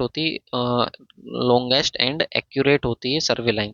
जो आपकी लॉन्गेस्ट और एक्यूरेट मेन सर्वे लाइन होती है उसको बोलते हैं हम लोग बेस लाइन। क्वेश्चन क्या पूछा गया था कि बेस लाइन के मेजरमेंट के लिए किसका यूज करते हैं, कौन से टेप का यूज करते हैं, तो आपको ध्यान रखना है बेस लाइन के मेजरमेंट के लिए आप इनवर्ड टेप का यूज करते हो। मैं इसको हाईलाइट कर देता हूँ, इंपॉर्टेंट है, याद रखिएगा, ये पॉइंट आपका पूछा हुआ है। इसके बाद आता है आपका ऑफ सेट। तो ऑफ सेट क्या होता है आपका, perpendicular accurate simply offset oblique, यानी कि एक तरीके से आपके पास होता क्या है, जो ऑफसेट होता है एक परपेंडिकुलर डिस्टेंस होती है सर्वे लाइन से, तो सर्वे लाइन से जो परपेंडिकुलर डिस्टेंस होती है उसी को हम लोग अपना बोलते हैं ऑफसेट। अब ये ऑफसेट आपका परपेंडिकुलर भी हो सकता है, ये आपका ओब्लिक भी हो सकता है, ये चीज आपको ध्यान रखना है। तो ओब्लिक ऑफसेट हो सकता है, सिंपली ऑफसेट, यानी कि जो आपका, एक तरीके से आप इसको ऐसे समझो थोड़ा इसको सिंपल कर देते हैं। जो परपेंडिकुलर ऑफसेट होता है उसको हम सिंपल ऑफसेट अपना बोल देते हैं, और जो ओब्लिक ऑफसेट होता है उसको हम टाई लाइन से भी अपना रिप्रेजेंट कर देते हैं। ठीक है, जो टाई लाइन होती है एक तरीके का, वो ओब्लिक ऑफसेट ही होता है। तो ओब्लिक ऑफसेट क्या होता है, परपेंडिकुलर भी हो सकता है, ऑफसेट परपेंडिकुलर भी हो सकता है और ओब्लिक भी हो सकता है। अगर ये सर्वे लाइन है, इससे अगर प्रॉपर 90 डिग्री पे आप किसी चीज को रिप्रेजेंट कर रहे हो तो वो आपका परपेंडिकुलर ऑफसेट हो गया, और अगर किसी और एंगल थीटा पे आप रिप्रेजेंट कर रहे हो किसी ऑब्जेक्ट को तो वो आपके पास ओब्लिक ऑफसेट हो गया। इसके बाद आता है चैनीज। चाइनीज क्या होता है, it is the distance from the starting point of well defined point along the direction of survey used in linear project highway railway canal. इसमें क्या होता है, चाइनीज में क्या होता है, it is a distance from starting point. ये Chinese क्या है, एक तरीके की डिस्टेंस है, याद रखिए डिस्टेंस है हमारे स्टार्टिंग पॉइंट से और वेल डिफाइंड पॉइंट तक। मान लो यहाँ से ए से स्टार्ट करना था और कहाँ तक जाना था, बी तक। ये कोई हाईवे हो सकता है, रेलवे हो सकता है, कोई कैनाल हो सकती है। तो इस वेल डिफाइंड स्टार्टिंग पॉइंट से इस वेल डिफाइंड पॉइंट तक की जो हॉरिजॉन्टल डिस्टेंस होती है उसको हम लोग अपना चाइनीज बोलते हैं। सिंपल, लेकिन किस में होनी चाहिए, along the direction of survey, survey की डायरेक्शन में होनी चाहिए, ये ध्यान रखना। अब हमारे पास दो कंडीशन आती हैं जब हम लोग अपना सर्वे करते हैं, चैन सर्वे, तो वहाँ पे ट्रायंगल्स बन जाते हैं। तो उसमें दो क्वेश्चंस बहुत पूछता है, एक वेल कंडीशन ट्रायंगल को, एक इल कंडीशन ट्रायंगल को। मैं इसको यहाँ पे जो है लिख देता हूँ, एक इल कंडीशन ट्रायंगल को पूछता है वो आपसे, और एक वेल कंडीशन ट्रायंगल को पूछता है। तो याद रखिएगा, अगर उस ट्रायंगल का एरिया जो थीटा है, मतलब वो जो ट्रायंगल बना है उसके जो एंगल है, अगर वो 30 से 120 डिग्री के बीच उनके एंगल हैं तो उसको बोलते हैं हम लोग वेल कंडीशन ट्रायंगल। तो आपसे यही पूछेगा कि वेल कंडीशन ट्रायंगल के एंगल कितने होते हैं, तो आपको बताना पड़ेगा हाँ 30 से 120 डिग्री के बीच। लेकिन अगर यही एंगल 30 से कम हो जाए और 120 से ज़्यादा हो जाए, यही एंगल जो थीटा है वो 30 से कम हो जाए और 120 से ज़्यादा हो जाए, तो ऐसे को हम लोग बोलते हैं इल कंडीशन ट्रायंगल। तो आपसे वेल कंडीशन ट्रायंगल के एंगल पूछा है या इल कंडीशन के, ये आप लोग ध्यान रखिएगा। ठीक है, चलिए। इसके बाद बेस्ट पॉसिबल जो होता है वेल कंडीशन ट्रायंगल, वो इक्विलेटरल ट्रायंगल होता है। ये क्वेश्चन भी पूछा हुआ है कि जो बेस्ट आप लोग का माना जाता है वेल कंडीशन ट्रायंगल, वो इक्विलेटरल ट्रायंगल माना जाता है। इसको भी मैं हाईलाइट कर दिया हूँ। एक ये क्वेश्चन पूछेगा, एक ये पूछेगा और एक ये पूछेगा, ये तीन क्वेश्चन आप लोगों से यहाँ से पूछेगा। अब हम लोग बात करते हैं अपना टाइप्स ऑफ चैन की, कि कितने टाइप की हमारे पास जो है सर चैन होती है चैन सर्वेइंग के अंदर। तो हमारे पास जो है मेनली 4 टाइप की चैन्स आपको देखने को मिलेगी। एक होगी रिवेन्यू चैन, जो 33 फीट की होगी, उसके अंदर 66 लिंक होंगी। एक होगी गंटर चैन, जो 66 फीट की होगी और इसके अंदर 100 लिंक होंगी। एक होगी इंजीनियर चैन, जो 100 फीट की होगी और 100 ही लिंक होंगी, उसके अंदर 100 फीट की होगी और 100 ही लिंक होंगी। एक हमारे पास मैट्रिक चैन होगी सर, जो 20 मीटर की होगी और उसके अंदर 100 लिंक्स होंगी। ठीक है, और ये दो टाइप की होती है वैसे, जो मैट्रिक चैन होती है 20 मीटर की और 30 मीटर की। 20 मीटर वाली में 100 लिंक होती हैं और 30 मीटर वाली में 150 लिंक होती हैं। राइट, ये ध्यान रखिएगा। चलो, अब बात आती है एक्सेसरीज कौन कौन सी यूज होती हैं हमारी जो चैन सर्वे है उसमें। ठीक है, मैं इसको यहाँ पर लिख देता हूँ, कभी आपको कंफ्यूजन हो याद रखना। एक्सेसरीज की हम लोग बात कर रहे हैं अपना चैन सर्वे के अंदर। इन चैन सर्वेइंग, तो चैन सर्वेइंग में कौन कौन सी एक्सेसरीज जो हमारी यूज होती है, एरो यूज होता है, पैग यूज होता है, रेंजिंग रोड यूज होता है, रेंजिंग पोल यूज होता है। तो एरो का याद रखिएगा, एरो मैंने आप लोग को बताया था कि जो हमारा लीडर होता है वो मार्क करने के लिए, जो एंड पॉइंट होता है चैन का, उस एंड पॉइंट को मार्क करने के लिए जो लीडर होता है वो एरो को लगाता है। ठीक है, और फॉलोवर जो होता है उसको क्या करता है, कलेक्ट करता है बाद में, ये मैंने आपको बताया था। आपसे क्वेश्चन पूछेगा इसकी लेंथ, तो याद रखेंगे 400 प्लस माइनस 5 mm की जो है इसकी लेंथ होती है। ऐसी पैक की लेंथ भी पूछता है, तो 15 से लेकर के 90 सेंटीमीटर तक होती है। रेंजिंग रोड आपसे पूछता है, रेंजिंग रोड का काम भी पूछा हुआ है कि रेंजिंग रोड को कहाँ पे यूज करते हैं, तो लोकेट इंटरमीडिएट पॉइंट। जब हम चैन सर्वे करते हैं तो उसमें इंटरमीडिएट पॉइंट को लोकेट करने के लिए हम लोग रेंजिंग रोड का यूज करते हैं, और इसकी लेंथ जो होती है वो 20 सेंटीमीटर ईच होती है, यानी कि हर एक रेंजिंग रोड जो है वो 20 सेंटीमीटर की होती है। रेंजिंग पोल की बात करें तो 4 से 8 मीटर का होता है। राइट, ये ध्यान रखिएगा। चलिए, इसके बाद जो हमने बताया कि हम लोग ऑफसेट लेते हैं, तो ऑफसेट मतलब अगर ये मेन सर्वे लाइन है तो इससे परपेंडिकुलर डिस्टेंस पे है तो हमारा परपेंडिकुलर ऑफसेट हो गया, किसी और एंगल पे है तो ओब्लिक ऑफसेट हो गया। लेकिन ये एंगल फिक्स कैसे करें, परपेंडिकुलर या फिर कोई एंगल थीटा हो गया या फिर 45 हो गया, 135 हो गया, ये एंगल फिक्स कैसे करें। तो इस एंगल को फिक्स करने के लिए एंगल मेजरिंग इंस्ट्रूमेंट होते हैं, जो एग्जामिनर का फेवरेट क्वेश्चन होता है। ठीक है, तो ये हमारे पास चार होते हैं, एक क्रॉस स्टाफ होता है, एक ऑप्टिकल स्क्वायर होता है, एक प्रिज्म स्क्वायर होता है, एक साइट स्क्वायर होता है। उस ओब्लिक को हमारे ऑफसेट को सेटअप करने के लिए जो एंगल इंस्ट्रूमेंट यूज करे जाते हैं वो ये चार होते हैं। तो एग्जामिनर आप लोगों से पूछता है क्रॉस स्टाफ के बारे में। तो क्रॉस स्टाफ याद रखिएगा, तीन टाइप का हमारे पास क्रॉस स्टाफ होता है। एक ओपन क्रॉस स्टाफ होता है, एक फ्रेंच क्रॉस स्टाफ होता है, एक एडजस्टेबल क्रॉस स्टाफ होता है। ठीक है, तीन टाइप का हमारे पास क्रॉस स्टाफ होता है। बात करें ओपन क्रॉस स्टाफ की, तो ये सबसे ज़्यादा एक्यूरेट होता है और केवल 90 डिग्री का एंगल ही सेट कर पाता है। फ्रेंच के क्रॉस स्टाफ की बात करें तो ये 45, 90 और 135 तीनों ही एंगल आपके सेटअप कर पाता है। और एक होता है एडजस्टेबल। एडजस्टेबल नाम से क्लियर हो रहा है, तो जीरो से लेकर के 360 के बीच कोई भी आपको आपका ऑफसेट एडजस्ट करना हो, इससे आप लोग कर सकते हो अपना। ठीक है, इसके बाद आता है हमारे पास ऑप्टिकल स्क्वायर। ऑप्टिकल स्क्वायर हो गया, प्रिज्म स्क्वायर हो गया, साइड स्क्वायर, जितने भी स्क्वायर हैं वो सबके सब 90 डिग्री का ही ऑफसेट एडजस्ट कर पाते हैं, ये ध्यान रखिएगा। लेकिन ऑप्टिकल स्क्वायर से और भी एग्जामिनर क्वेश्चन पूछता है। तो याद रखिएगा, इन ऑप्टिकल स्क्वायर जो हॉरिजॉन्टल ग्लास होता है, जब आप इसका डायग्राम देखोगे तो उसमें एक हॉरिजॉन्टल ग्लास लगा होता है जो हाफ सिल्वर्ड होता है, ये क्वेश्चन भी एग्जाम में पूछा गया। और जो इंडेक्स ग्लास होता है वो फुल्ली सिल्वर्ड होता है। तो आपसे क्वेश्चन में पूछा गया है कि ऑप्टिकल स्क्वायर जो कि हमारा जो है 90 डिग्री के परपेंडिकुलर ऑफसेट के लिए जो है हमारा यूज करा जाता है, तो उसमें जो हॉरिजॉन्टल ग्लास होता है वो कैसा रहता है, तो हाफ सिल्वर्ड रहता है। इंडेक्स ग्लास कैसा रहता है, फुल सिल्वर्ड रहता है। और ये क्वेश्चन भी आपसे पूछा गया है कि किस प्रिंसिपल पे काम करता है, तो डबल रिफ्लेक्शन ऑफ लाइट, जिसका प्रिंसिपल होता है ऑप्टिकल स्क्वायर का, वो डबल रिफ्लेक्शन ऑफ लाइट के प्रिंसिपल पे जो है ये हमारा काम करता है। ठीक है, तो ये पॉइंट भी आप लोगों को ध्यान रखना है। चलिए, इसके बाद आता है हमारे पास रेंजिंग। रेंजिंग क्या होता है, जैसे चाइनीज मैंने बताया आपको, चाइनीज बताया, चाइनीज का मतलब क्या है कि जो हमारा स्टार्टिंग पॉइंट है और जो हमारा वेल डिफाइंड पॉइंट है उसके बीच की डिस्टेंस होती है, उसको चाइनीज बोलते हैं। वैसे रेंजिंग होता है हमारे पास, to locate the intermediate point of on survey line between two fixed end point, यानी कि दो फिक्स्ड एंड पॉइंट के बीच जो इंटरमीडिएट पॉइंट होते हैं हमारे पास, उनको लोकेट करने के लिए हम लोग रेंजिंग का यूज करते हैं। तो रेंजिंग का मेनली मकसद होता है देखना कि कहाँ से कहाँ तक हम लोग चीज़ों को देख पा रहे हैं। तो वही अगर बहुत बड़ा एरिया है और वहाँ पे चीज़ें दूर तक हम नहीं देख पा रहे, तो उनको इंटरमीडिएटली पॉइंट एस्टेब्लिश करने का जो काम होता है उसी को रेंजिंग बोलते हैं।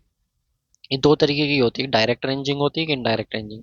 जब हमारे स्टेशन जो है वो इंटरविजिबल है, यानी कि एक स्टेशन से दूसरा स्टेशन हम लोग देख पा रहे हैं, तो हम लोग मिनिमम 3 रेंजिंग रोड यूज करेंगे। और it is done by I और आई और लाइन रेंजर के थ्रू हम लोग इसको अपना करते हैं। लेकिन जो इनडायरेक्ट रेंजिंग होती है, जिसको हम लोग रेसिप्रोकल रेंजिंग भी बोलते हैं, इसमें हमारे क्या होते हैं, जब एंड स्टेशन इनविजिबल होते हैं, जब स्टेशन दिखता ही नहीं, पहले स्टेशन से दूसरा स्टेशन दिख ही नहीं रहा, तो वहाँ पे इनडायरेक्ट रेंजिंग करते हैं। और इसमें मिनिमम हम लोग 4 रोड यूज करते हैं। यही क्वेश्चन आप लोगों से पूछेगा कि डायरेक्ट रेंजिंग में कितनी रोड यूज करते हो, इनडायरेक्ट रेंजिंग में कितनी रेंजिंग रोड यूज करते हो, 3 और 4। ठीक है, और रेंजिंग का मेन मकसद क्या है, मैंने एक जगह से दूसरी जगह आप कितना क्लियरली देख पा रहे हो। तो अगर हम लोग बात करें ऑब्स्टिकल्स इन रेंजिंग, रेंजिंग में अगर ऑब्स्टिकल्स की बात करें, यानी कि देखने में, अगर मान लो आप यहाँ खड़े हो, ठीक है, और बीच में पहाड़ आ जाए, तो क्या आप इधर का देख पाओगे? नहीं। तो जो आपका हिल होता है वो ऑब्स्टिकल्स होता है, प्रॉब्लम क्रिएट करता है रेंजिंग में, इधर से इधर देखने में। ठीक है, तो वहाँ पे हमें इंटरमीडिएट स्टेब्लिश करना पड़ेगा। ऑब्स्टिकल्स इन चेनिंग, चेनिंग में बात करें तो मैंने बताया यहाँ से अगर यहाँ तक हमको मेजरमेंट लेना है तो ये डिस्टेंस होगी, इसको चेनिंग बोलेंगे। ठीक है, जो आपकी स्टार्टिंग पॉइंट से वेल डिफाइंड पॉइंट तक है। अब इसके बीच में मान लो रिवर आ जाए, तो क्या आप मेजरमेंट ले पाओगे? नहीं ले पाओगे। तो ये आप लोग की रिवर जो है वो ऑब्स्टिकल्स क्रिएट करती है चैनिंग में। अगर बात करें दोनों में, रेंजिंग और चैनिंग दोनों में जो प्रॉब्लम क्रिएट करता है, ऑब्स्टिकल्स होता है, वो बिल्डिंग होती है। अब मान लो बिल्डिंग आ गई बीच में, ये आपको मेजरमेंट लेना है, तो ना तो आप इधर देख पा रहे इधर का इधर, और ना ही आप मेजरमेंट ले पाओगे सीधे, क्योंकि बीच में क्या खड़ी है, बिल्डिंग खड़ी है। ठीक है भाई, पहाड़ी पे एक बार को हो सकता है कि ऊपर चढ़ के जो है आप लोग मेजरमेंट ले लो, पहाड़ी पे आप एक बार को मेजरमेंट ले सकते हो, लेकिन देख नहीं सकते इधर का उधर। ठीक है, बिल्डिंग पे कैसे चढ़ोगे, कैसे, क्या ना, तो वो सारी चीजें रहती हैं। इसके बाद आता है लीनियर मेजरमेंट विद चैन। तो हम लोग याद रखिएगा, दो तरीके से हम लोग लीनियर मेजरमेंट लेते हैं चैन से। या तो हमारी स्मूथ लेवल सरफेस होगी, सिंपल सी बात है, या तो लेवल सरफेस होगी हमारे पास, एकदम बिल्कुल हॉरिजॉन्टल होगी। ठीक है, दूसरी हमारे पास स्लोपी ग्राउंड हो सकता है। तो स्लोपी ग्राउंड होगा तो उस पर हम लोग स्टेपिंग प्रोसेस होती है, और हम लोग मेजर करते हैं अलोंग द स्लोप, स्लोप के अलोंग ही मेजर करते हैं, लेकिन उसमें स्टेपिंग हमारे पास होती है। कैसे, मैं आपको बताता हूँ। तो चेनिंग देखो, चेनिंग ऑन स्लोपी ग्राउंड, तो इसके दो मेथड होते हैं हमारे पास। एक डायरेक्ट मेथड होता है सर, और एक हमारे पास इनडायरेक्ट मेथड होता है। डायरेक्ट मेथड में हम लोग स्टेपिंग करते हैं। स्टेपिंग का मतलब यहाँ लीडर होगा, यहाँ फॉलोवर होगा, इस तरीके से चैन जहां तक सीधी खींच सकते हैं वहां तक मेजरमेंट लेंगे, फिर उसके परपेंडिकुलर प्लम बॉब से लाइन खींचेंगे, फिर यहाँ आ जाएगा फॉलोवर और यहाँ पहुंच जाएगा आपका लीडर। ठीक है, फिर यहाँ से परपेंडिकुलर डालेंगे, फिर यहाँ पर आप लोग का फॉलोवर आ जाएगा और यहाँ आपका पहुंच जाएगा लीडर। ठीक है, फिर प्लम बॉब से परपेंडिकुलर डालेंगे, फिर इस तरीके से यहाँ पे आपका फॉलोवर आ जाएगा और यहाँ पे आपका लीटर पहुंच जाएगा। तो ये जो आपके पास डिस्टेंस आई है हॉरिजॉन्टल वाली, इसको हम लोग मेजर कर लेते हैं और प्रॉपर तरीके से हमको पता लग जाता है कि कितनी हमारे पास डिस्टेंस है। क्योंकि स्लोपी ग्राउंड है ना, ये स्लोपी ग्राउंड है, तो हमको तो ये वाली डिस्टेंस मेजर करनी थी। करें कैसे करें, तो हम लोग इस तरीके से जो अपना मेजर कर लेते हैं और फिर ये जो हॉरिजॉन्टल हॉरिजॉन्टल वाली होती है इनको ऐड कर लेते हैं, तो पता लग जाता है डिस्टेंस कितनी, क्योंकि ये पैरेलल ही है ना, एक दूसरे के पैरेलल ही है। तो ये क्वेश्चन आपसे पूछता है कि डायरेक्ट मेथड को कहाँ पे यूज करते हैं, तो यूज इन इरेगुलर स्लोप, जहाँ पे इरेगुलर स्लोप होता है वहाँ पे यूज करते हैं। मैं इसको आपको अलग से हाईलाइट कर देता हूँ, पूछेगा आपसे कहाँ पे यूज करते हैं, तो इरेगुलर स्लोप पे हम लोग यूज करते हैं। अब बात आती है हमारे पास इनडायरेक्ट मेथड की। अगर हमारे पास ग्राउंड है तो उस पर इनडायरेक्टली भी हम लोग कर सकते हैं। कैसे, एक हमारे पास एंगुलर मेथड होता है और एक हमारे पास हाइपोटेनियस अलाउंसेस मेथड होता है। ये आप पढ़े होंगे बहुत बार, हाइपोटेनियस अलाउंसेस मेथड हो, तो वो एक इनडायरेक्ट मेथड ही होता है। एंगुलर मेथड में क्या करते हैं हम लोग, हमारा स्लोपी ग्राउंड था, हम सीधा थीटा मेजर कर लेंगे। ये एल था तो इसका हम लोग कंपोनेंट ले लेंगे और एल कोस थीटा, तो हम बोल देंगे जितनी स्लोपी ग्राउंड डिस्टेंस हमने मेजर करी थी जितने स्लोप पे, उसका कंपोनेंट ले लो एल कोस थीटा, और बस सिंपल सी बात है। जबकि आपको पता है ये और ये इक्वल नहीं होगा, ये और ये इक्वल नहीं होगा, तो इसलिए एंगुलर मेथड लेस एक्यूरेट माना जाता है। लेकिन ये आपका कहाँ पे यूज होता है, रेगुलर स्लोप पे यूज करते हैं। Theta is measured by clinometer, इसमें थीटा तो मेजर करना पड़ेगा ना, तो इसके लिए हम लोग किसका यूज करते हैं, थीटा मेजर करने के लिए क्लिनोमीटर का यूज करते हैं। रेगुलर स्लोप पे हमारा सुटेबल माना जाता है। ठीक है, एबने लेवल का भी यूज करते हैं, थियोडोलाइट का भी यूज करते हैं। और सिंपल सा जो हमारे पास डिस्टेंस आ जाती है वो कितनी आ जाती है, एल कोस थीटा, ये डिस्टेंस आ जाती है, जबकि ये हमारा एक्यूरेट नहीं होता।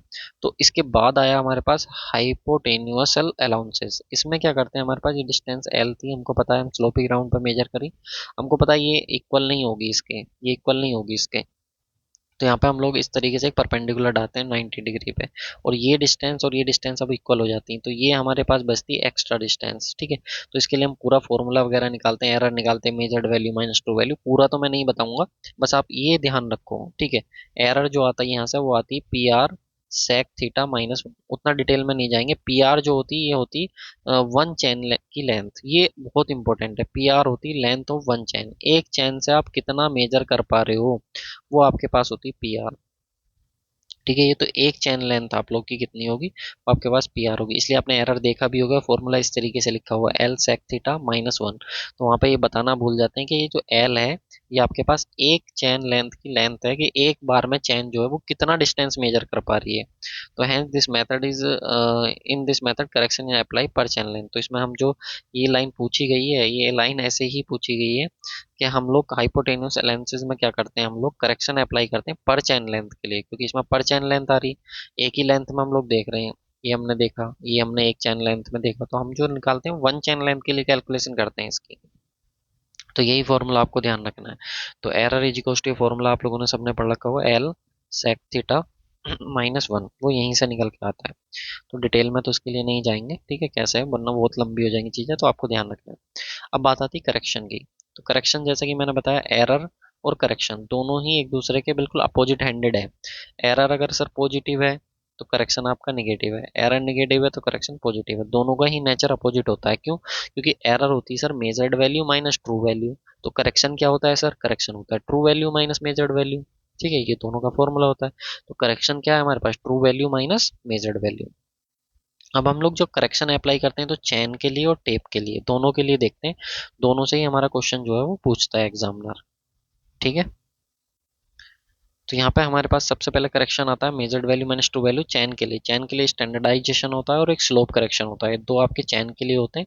बाकी standardisation, slope, pull and sag, mean sea level और मिस अलाइनमेंट, ये सारे के सारे करेक्शन होते हैं टेप के लिए। ठीक है, तो चलो सबसे पहले स्टैंडर्डाइजेशन जो दोनों के लिए है, चेन के लिए भी है और टेप के लिए भी है। इसको हम लोग also called as correction for absolute length, इसको हम लोग एब्सोल्यूट लेंथ के लिए भी करेक्शन हम लोग बोलते हैं। कैसे निकालते हैं इसको, तो बहुत सिंपल होता है, correct length is equal to measured length divided by nominal length into actual length. ठीक है, एरिया के फॉर्म में corrected area actual area divided by जो आप एक्चुअल लेंथ डिवाइडेड बाय जो आपके नॉमिनल लेंथ होती है उसका स्क्वायर इनटू मेजर्ड एरिया। लेकिन समझने वाली बात ये है, करेक्ट लेंथ तो चलो सर पता है, करेक्ट लेंथ मेजर करनी पड़ेगी, एक्चुअल लेंथ भी आपको पता है, एक्चुअल लेंथ होता है जिसको एब्सोल्यूट लेंथ बोलते हैं। लेकिन ये नॉमिनल और ये आपकी मेजर्ड लेंथ ये क्या है, तो सुनो जरा। जो आपकी चैन लेंथ होगी, चैन लेंथ होगी, चैन आपको पता है 20 मीटर की होगी या 30 मीटर की, तो ये 20 और 30 मीटर की जो चैन है ना, जो आपको पता है, इसी को हम लोग बोलते हैं डिजाइनेटेड लेंथ या फिर नॉमिनल लेंथ। तो ये नीचे वाली जो नॉमिनल लेंथ है ना, ये वही चीज होती है, चैन या तो 20 मीटर की होगी या 30 मीटर की होगी। ठीक है, इसके बाद आता है आपके पास एब्सोल्यूट लेंथ और जो आपके पास एक्चुअल लेंथ या एब्सोल्यूट लेंथ।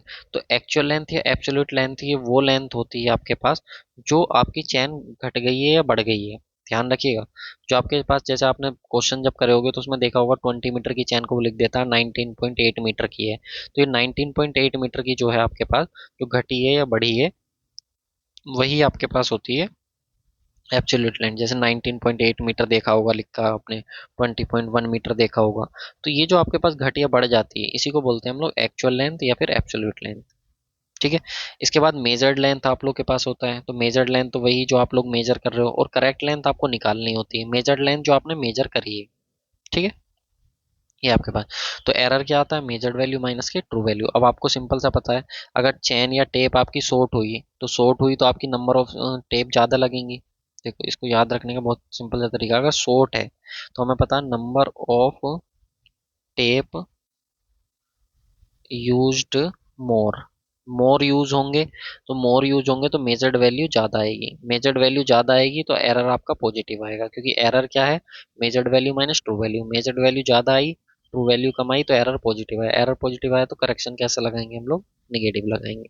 ठीक है, तो इस तरीके से हम लोग इसका अपना नेचर पता कर लेते हैं कि हमारे पास करेक्शन पॉजिटिव या निगेटिव कैसा रहने वाला है।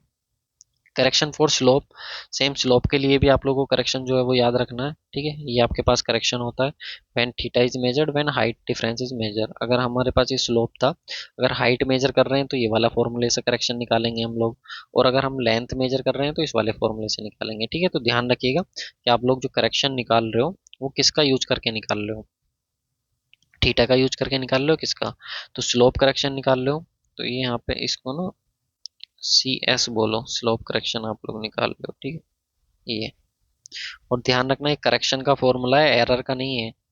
ठीक है, ये जो आप फॉर्मूला यूज कर रहे हो वो सर आपके लिए जो है,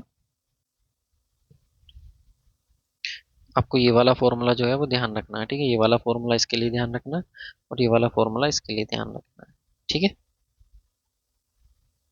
ये करेक्शन का फॉर्मूला है, बस इसको ध्यान रखना। करेक्शन स्लोप कितना आएगा, माइनस के एल वन माइनस के कोस थीटा, और जबकि हाइपोटेनियस अलाउंसेस में क्या था, ये एरर जो था आप लोग का वो कितना था, L sec theta minus one, तो ये हाइपोटेनियस अलाउंसेस था, ये करेक्शन होता है। तो क्वेश्चन ध्यान से पढ़िएगा तब करिएगा।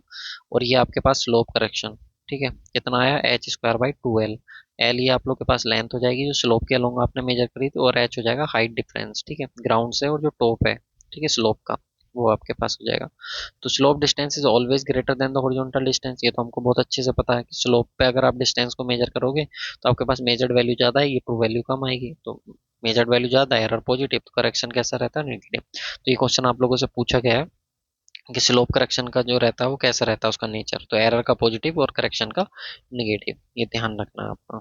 ठीक, चलिए, इसके बाद करेक्शन फॉर पुल, पुल के करेक्शन के लिए याद रखेंगे, पुल करेक्शन पी माइनस के पी नोट एल अपॉन ए, यहाँ पे ए एरिया हो जाता है, ई यंग मॉडुलस हो जाता है उस टेप का, पी नोट स्टैंडर्ड पुल हो जाता है, पी जो हमें अप्लाइड पुल है जो हम अप्लाई कर रहे हैं, और एल हो जाती है उसकी लेंथ। ठीक है, correction for temperature C T is equal to alpha T minus के टी नोट इंटू एल, ये थर्मल कोफिशियंट हो जाता है, ये हमारे पास जो टेम्परेचर अभी है जिस समय हम लोग मेजरमेंट ले रहे हैं, ये हमारा वो टेम्परेचर होता है जिसके लिए हमारा डिजाइन करा गया होता है टेप, और ये हमारे पास लेंथ होती है उसकी। करेक्शन फॉर सैग होता है, करेक्शन फॉर सेक के लिए बात करें तो माइनस के W square L cube divided by 24 P square. P हमारे पास स्टैंडर्ड पुल होता है, एल जो होता है वेट पर यूनिट लेंथ होता है, और एल जो हो जाती है वो लेंथ हो जाती है टेप की, और 24 तो कांस्टेंट है ही। ठीक है, नोट पॉइंट याद रखिए, in case of sag and slope दोनों ही केस में मेजर्ड वैल्यू ज्यादा आएगी ट्रू वैल्यू से, तो इसलिए एरर पॉजिटिव होगा और करेक्शन निगेटिव होगा ऑलवेज। ये पॉइंट जो ऑलवेज लिखा हुआ है ना, ये आपको बहुत कंफ्यूज करेगा, तो ये ध्यान रखिएगा। ठीक है, जब स्टेटमेंट वाले क्वेश्चन आते हैं ना, तो यहीं से फ्रेम होते हैं। अब इसके बाद हम लोग बात करें फील्ड वर्क इन चैन सर्वे, तो पहले रेकोनियंस करते हैं, फिर प्रिलिमिनरी करते हैं, और फिर इसके बाद हम लोग अपना डिटेल्ड सर्वे करते हैं। ये इसके स्टेप्स होते हैं। पूछता है ऑर्डर, पूछता है कि चैन सर्वे का ऑर्डर बताओ, तो रेकोनियंस हो गया, प्रिलिमिनरी हो गया, रेकोनियंस हो गया, प्रिलिमिनरी हो गया, और डिटेल हो गया। ठीक है, याद रखिएगा। इसके बाद आता है हमारे पास कंपास सर्वे।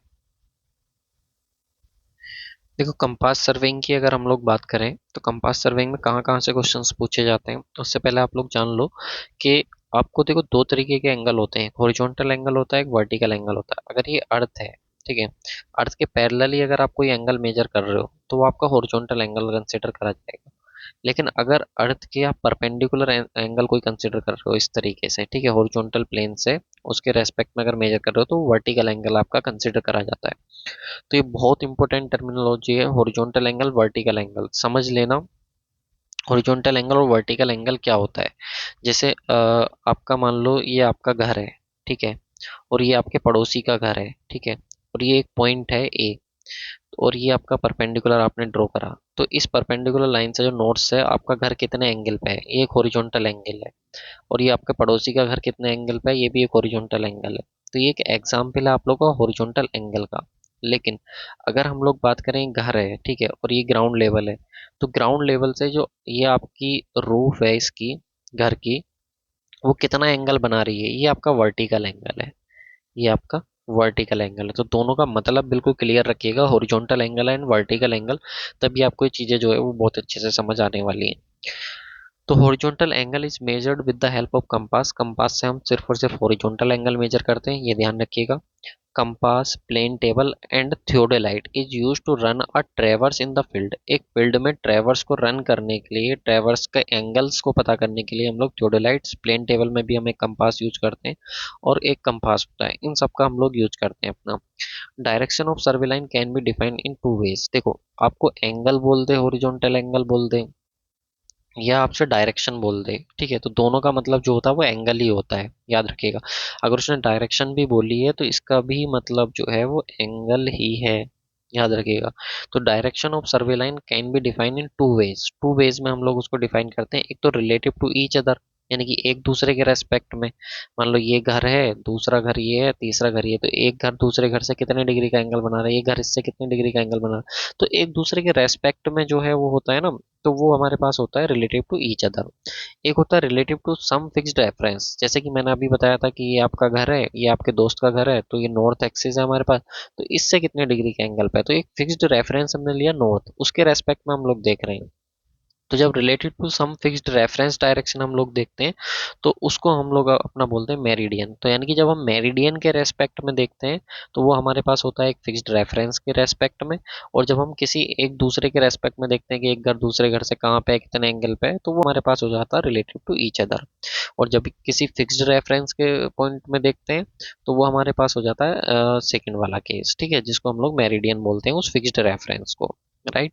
अब हम लोग बात करें मेरिडियन की, तो मेरिडियन जो होता है हमारे पास वो चार टाइप का होता है। एक हमारे पास ट्रू मेरिडियन होता है, एक हमारे पास मैग्नेटिक मेरिडियन होता है, एक हमारे पास ग्रिड मेरिडियन होता है, और एक हमारे पास आर्बिट्री मेरिडियन होता है। ट्रू मेरिडियन का मतलब होता है join true north and south, जो आपका ट्रू नॉर्थ और ट्रू साउथ को ज्वाइन करने वाली मेरिडियन होती है। जैसे कि ये हमारे पास है, आपको पता है ये ईस्ट है, ये वेस्ट है, ये नॉर्थ है, ये साउथ है, ठीक है। तो ये जो ट्रू नॉर्थ और ट्रू साउथ को ज्वाइन करने वाली लाइन है, इसको बोलेंगे हम लोग अपना ट्रू मेरिडियन। जो ट्रू ईस्ट और ट्रू वेस्ट को ज्वाइन करने वाली लाइन है, इसको बोलेंगे हम लोग ट्रू मेरिडियन। ऐसे ही हमारे पास होता है मैग्नेटिक मेरिडियन। मैग्नेटिक मेरिडियन का होता है कि आपने मान लो ये एक मैग्नेट थी आपके पास, जिसका एक पोल था नॉर्थ और एक था साउथ, आपने इसको फ्रीली सस्पेंड कर दिया, लटका दिया बांध करके किसी चीज से, तो ये इस डायरेक्शन में जा करके रुकी। तो जिस डायरेक्शन में ये रुकेगी, ये आपके पास हो जाएगा मैग्नेटिक नॉर्थ, और ये आपके पास हो जाएगा मैग्नेटिक साउथ, ठीक है।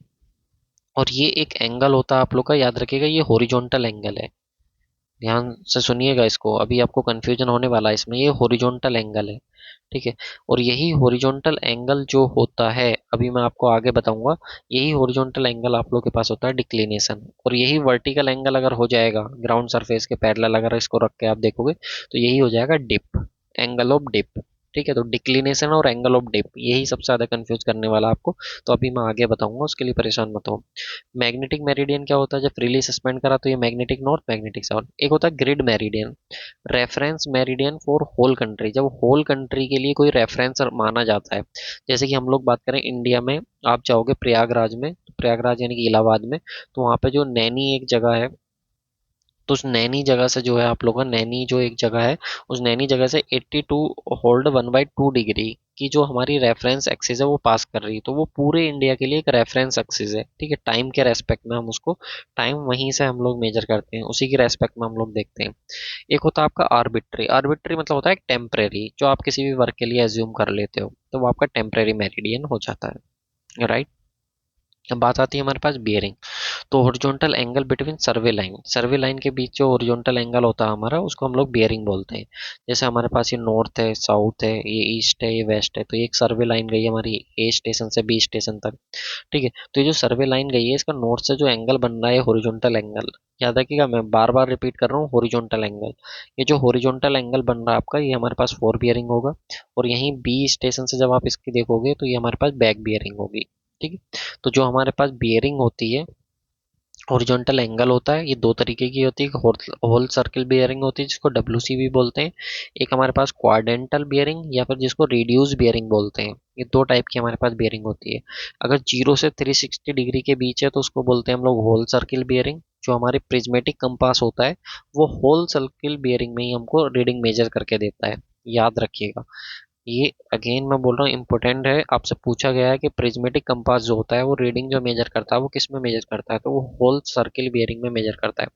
जबकि जो सर्वेयर कंपास होता है आपका, ठीक है, क्वाड्रेंटल बियरिंग या फिर रिड्यूस बियरिंग में आपको रीडिंग मेजर करके देता है, जो 0 से किसके बीच होती है, 90 के बीच होती है, राइट, ध्यान रखिएगा।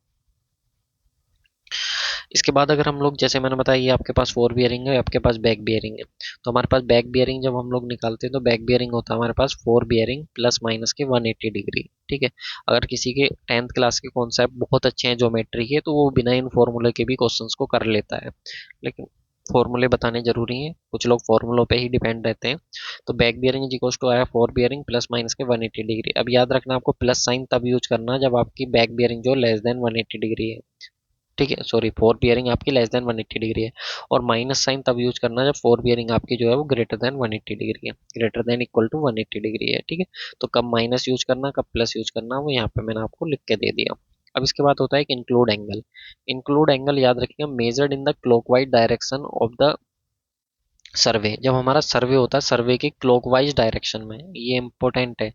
क्लॉकवाइज डायरेक्शन में जो हम एंगल मेजर करते हैं, उस क्लॉकवाइज डायरेक्शन में मेजर करेंगे एंगल को हम लोग क्या बोलते हैं, अपना इंक्लूड एंगल बोलते हैं।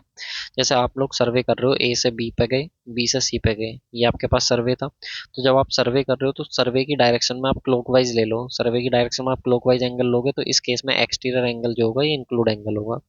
वहीं पे आप देखो, ए से बी पे गए फिर बी से सी पे आए, तो ये इस तरीके से आप लोग चल रहे हो, ठीक है। जब इस तरीके से चल रहे हो तो मैंने बोला सर्वे की डायरेक्शन में क्लॉकवाइज, तो इस तरीके से आप क्लॉकवाइज लोगे तो ये इंटीरियर एंगल जो होगा ये इंक्लूड एंगल होगा। तो सर्वे की डायरेक्शन में आप क्लॉकवाइज एंगल देखोगे तो वो इंक्लूड एंगल होगा, वो एक्सटीरियर भी हो सकता है और वो इंटीरियर भी हो सकता है।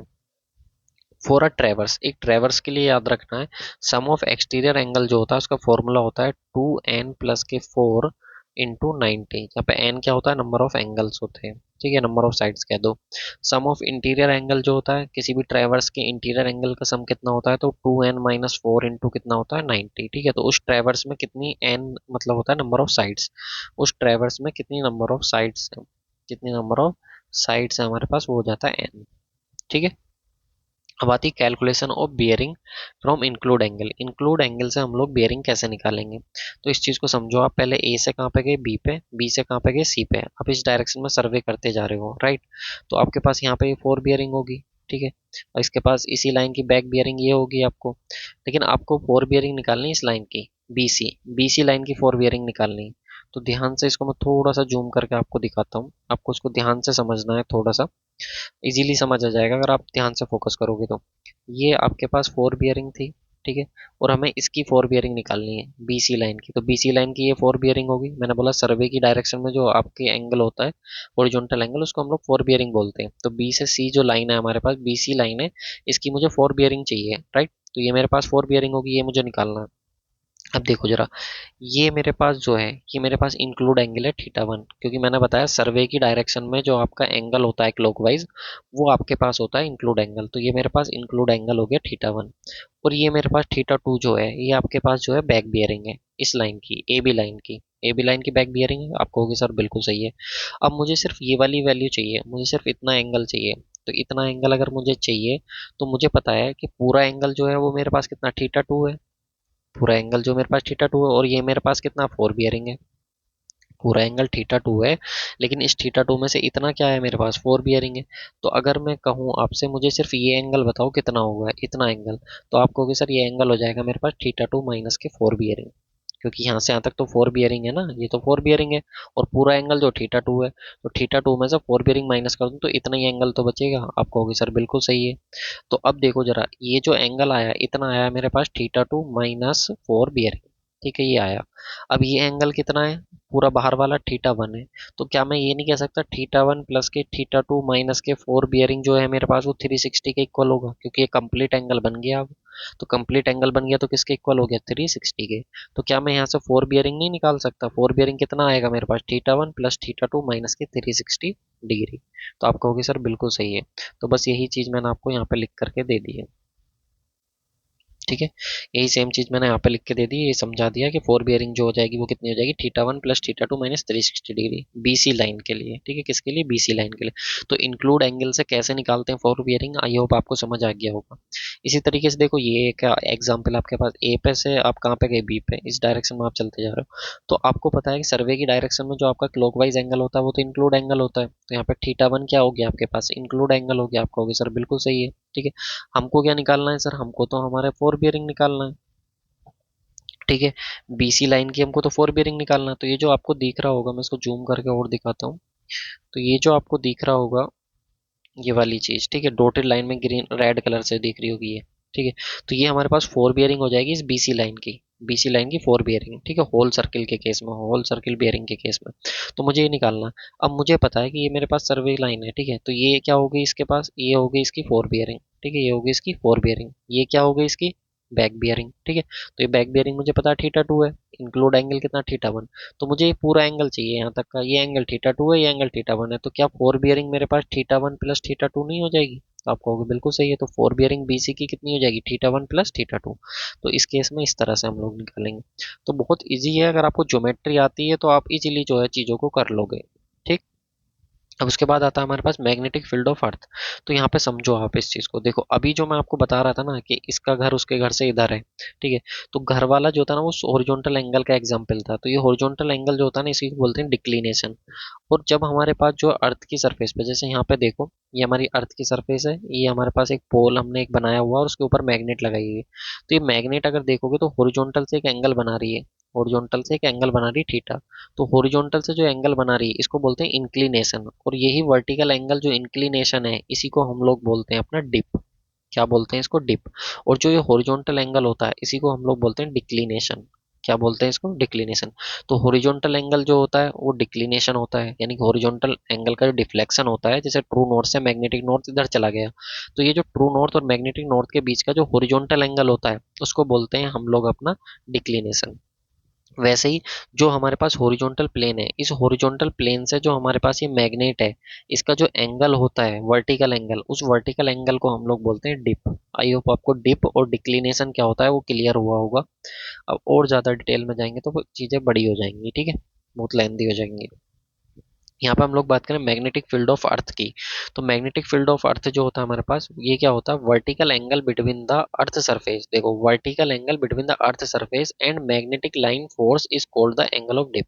यानी कि जो आपका वर्टिकल एंगल होता है अर्थ सरफेस से किसका, मैग्नेटिक लाइन्स ऑफ फोर्स का, उसी को हम लोग क्या बोलते हैं, अपना एंगल ऑफ डिप बोलते हैं। और ये मैंने आपको बता दिया, वर्टिकल एंगल जो है आप लोग का, ये एंगल ऑफ डिप है। क्वेश्चन क्या पूछेगा एग्जामिनर आपसे, आपसे कहेगा कि एंगल ऑफ डिप बताओ कितना होता है पोल पे।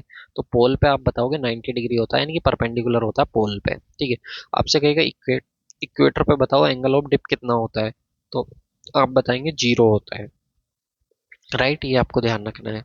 इसी तरीके से आप लोग का ये ध्यान रखना, जो line equal angle of dip को ज्वाइन करती है, ऐसी लाइन होती हैं जो इक्वल एंगल ऑफ डिप को ज्वाइन करती हैं, उसको बोलते हैं आइसोक्लिनिक लाइन। और ऐसी लाइन जो जीरो एंगल ऑफ डिप को ज्वाइन करती हैं उसको बोलते हैं आक्लिनिक लाइन। और इसको याद करने की ट्रिक भी मैंने आपको बताई थी, अगर याद हो तो। ड्रिप जो लगती है वो क्लिनिक में ही लगती है, तो ड्रिप से हो गया डिप और क्लिनिक से हो गया आइसोक्लिनिक और आक्लिनिक, ठीक है। तो आइसोक्लिनिक लाइन, आइसो मतलब सेम, यानी कि जो इक्वल हमारे एंगल ऑफ डिप को ज्वाइन करेगी, और आक्लिनिक हो जाएगी जो हमारी जो जीरो एंगल ऑफ डिप को ज्वाइन करेगी, राइट। तो ध्यान रखिए कि एंगल ऑफ डिप को ज्वाइन करने वाली लाइन है, आपसे पूछता है एग्जाम में। इसके बाद मैग्नेटिक डिक्लिनेशन, ये कैसा एंगल है, तो अभी मैंने बताया हॉरिजॉन्टल एंगल। तो हॉरिजॉन्टल एंगल जैसे ट्रू नॉर्थ है और ये मैग्नेटिक नॉर्थ है, तो कितना डिफ्लेक्ट हो गया ट्रू नॉर्थ मैग्नेटिक नॉर्थ से, वो आपके पास हो जाएगा एंगल ऑफ डिक्लिनेशन। जैसे ये वाला एंगल है इस केस में हमारे पास ये, ठीक है। इस केस में हमारे पास जो है जो डिक्लिनेशन हुआ है वो ये हुआ है, ठीक है, जो रेड कलर से दिखाया हुआ है मैंने, ठीक है। यहाँ पे देखो, ये हमारे पास ट्रू नॉर्थ था, ये हमारे पास मैग्नेटिक नॉर्थ था। तो ये ट्रू नॉर्थ से मैग्नेटिक नॉर्थ जितना ज़्यादा डिफ्लेक्ट हुआ, ये हमारा वेस्ट की साइड डिफ्लेक्ट हुआ तो वेस्टवर्ड डिक्लिनेशन बोल दिया। और ईस्ट की साइड हुआ है, ये मैग्नेटिक नॉर्थ हमारा ईस्ट की साइड आ गया तो हमने ईस्टवर्ड डिक्लिनेशन बोल दिया। ये हमारे पास एक सर्वे लाइन थी, ठीक है। तो याद रखना, ट्रू नॉर्थ से जो आप लोग रीडिंग लोगे वो आपके पास ट्रू बियरिंग होगी, और मैग्नेटिक नॉर्थ से जो आप रीडिंग लोगे, एंगल मेजर करोगे, वो मैग्नेटिक बियरिंग होगा, ठीक है। और ये वेस्ट की साइड हुआ तो इसलिए वेस्टवर्ड डिक्लिनेशन हम लोग निगेटिव लेते हैं, याद रखिए। और अगर हमारा ईस्टवर्ड, ये हमारा सर्वे लाइन थी, तो इस सर्वे लाइन का अगर ट्रू नॉर्थ से आप एंगल मेजर करोगे तो मैंने क्या बताया, वो ट्रू बियरिंग हो जाएगी। और मैग्नेटिक नॉर्थ से अगर एंगल मेजर करोगे तो वो आपके पास मैग्नेटिक बियरिंग हो जाएगी। तो ये आपका ईस्टवर्ड डिक्लिनेशन है, ठीक है। तो यहाँ से सिंपल सा देखो, अगर आप देखो ट्रू बियरिंग है तो ट्रू बियरिंग अगर आप देखो तो वो डिक्लिनेशन, ईस्टवर्ड डिक्लिनेशन प्लस के जो मैग्नेटिक बियरिंग है इन दोनों के इक्वल है। तो यहाँ से जब ईस्टवर्ड डिक्लिनेशन निकालोगे तो कितना आएगा, ट्रू बियरिंग माइनस के मैग्नेटिक बियरिंग।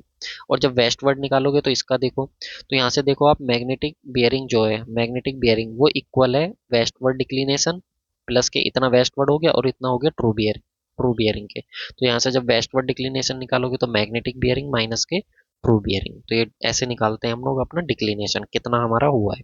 तो वेस्टवर्ड डिक्लिनेशन हो गया magnetic bearing minus true bearing, कैसा आता है वो भी मैंने आपको बता दिया। अब आपको एग्जामिनर क्या पूछेगा कि एक ऐसी लाइन जो आपकी सेम डिक्लिनेशन को ज्वाइन करती है, जो सेम डिक्लिनेशन होता है, उस सेम डिक्लिनेशन को ज्वाइन करने वाली लाइन को हम लोग क्या बोलते हैं। तो सेम डिक्लिनेशन को आपको मैंने बताया था, डिक्लिनेशन से डेली गो टू डेली, यानी कि गोनिक, यानी कि आइसोगोनिक, ठीक है। तो अगर सेम डिक्लिनेशन को ज्वाइन करने वाली लाइन है तो उसको बोलते हैं हम लोग आइसोगोनिक, और जीरो डिक्लिनेशन को ज्वाइन करने वाली लाइन है तो उसको बोलते हैं अगोनिक। क्या बोलते हैं, एगोनिक। तो एगोनिक होती है जीरो डिक्लिनेशन को ज्वाइन करने वाली लाइन, और जो आपकी सेम डिक्लिनेशन को ज्वाइन करने वाली होती है वो होती है आइसोगोनिक, राइट। इसके बाद हम लोग अपना बात करें वेरिएशन ऑफ मैग्नेटिक डिक्लिनेशन। जो हमारा वेरिएशन होता है, जो मैग्नेटिक डिक्लिनेशन मैंने आपको बताया इसमें वेरिएशन होता है। तो वेरिएशन की अगर हम लोग बात करें तो एक हमारे पास होता है सेकुलर वेरिएशन। तो आप ध्यान रखना, जो सेकुलर मतलब होता है, मैंने इसको याद करने की भी आपको ट्रिक बताई थी, सेकुलर मतलब होता है सदियों में, जिसको सदियां लग जाती हैं, सदियों में होता है डिक्लिनेशन, ठीक है, ये वेरिएशन। तो जैसे 200 300 400 साल में देखने को मिलता है वो हमारे पास होता है, और ये साइन कर्व को फॉलो करता है। आपको ध्यान होगा साइन कर्व, ठीक है, साइन वेव कर्व जो होता है उसको फॉलो करता है वेरिएशन। एक होता है एंगुलर, एंगुलर, ठीक है। एंगुलर मतलब होता है एक तरीके से एनुअल मान लो। एंगुलर को मैंने कैसे बताया था आपको, एनुअल मान लो इसको, एनुअल। एनुअल का मतलब हो गया जो एक साल में वेरिएशन देखने को मिलता है, ठीक है, 1 ईयर के अंदर, वो आपका हो जाता है एनुअल। एक होता है आप लोग का ड्यूरनल। ड्यूरनल मतलब होता है D for diurnal, D for daily, यानी कि जब आपका डेली डिक्लिनेशन हो, यानी कि डेली वेरिएशन आपको देखने को मिल रहा हो एक दिन के अंदर आप लोग का। और ये किसकी वजह से होता है, तो क्वेश्चन पूछता है रोटेशन ऑफ अर्थ की वजह से आप लोग का होता है। एक होता है इर्रेगुलर। इर्रेगुलर में ई आर आ रहा, ई आर का मतलब हो गया यानी कि जब अर्थ क्वेक आता है, अर्थ क्वेक आता है और इरप्शन आता है, तो उसकी वजह से जो होता है आप लोग का वोल्केनिक इरप्शन अर्थ क्वेक की वजह से वो इर्रेगुलर वेरिएशन होता है, ठीक है।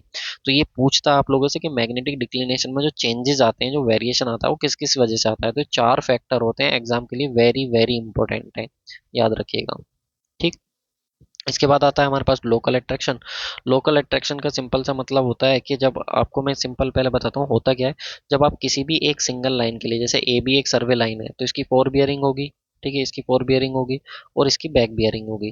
तो याद रखना एक सर्वे लाइन के लिए जब फोर बियरिंग और बैक बियरिंग का जो डिफरेंस है वो 180 डिग्री नहीं होता, तो हम बोलते हैं कि ये सर्वे लाइन जो है वो लोकल अट्रैक्शन से अफेक्टेड है। या तो इस स्टेशन, या तो ये स्टेशन ए या स्टेशन बी जो है हमारा वो सर्वे लाइन से अफेक्टेड है, या दोनों ही जो है वो हमारे पास जो है अफेक्टेड है। ये आपको ध्यान रखना है। तो हमारे पास अब ये अफेक्टेड कैसे होता है? तो होता क्या है कि attraction of magnetic needle due to local magnetic field, जो हमारा वहाँ का लोकल मैग्नेटिक फील्ड है जिस एरिया में आप सर्वे कर रहे हो, उस एरिया में मान लो कोई आयरन की पाइपलाइन है, कोई स्टील व्हीकल आपका खड़ा हुआ है, कोई ट्रांसमिशन लाइन है यानी कि इलेक्ट्रिसिटी की लाइन पास हो रही है, तो उसकी वजह से हो क्या सकता है कि जो आप मैग्नेटिक कंपास लेके गए हो सकता है कि उसकी निडल जो है जहाँ पे होनी चाहिए थी वहां पे ना होकर के उससे ज्यादा डिफ्लेक्ट हो जाए, उससे कम डिफ्लेक्ट रहे।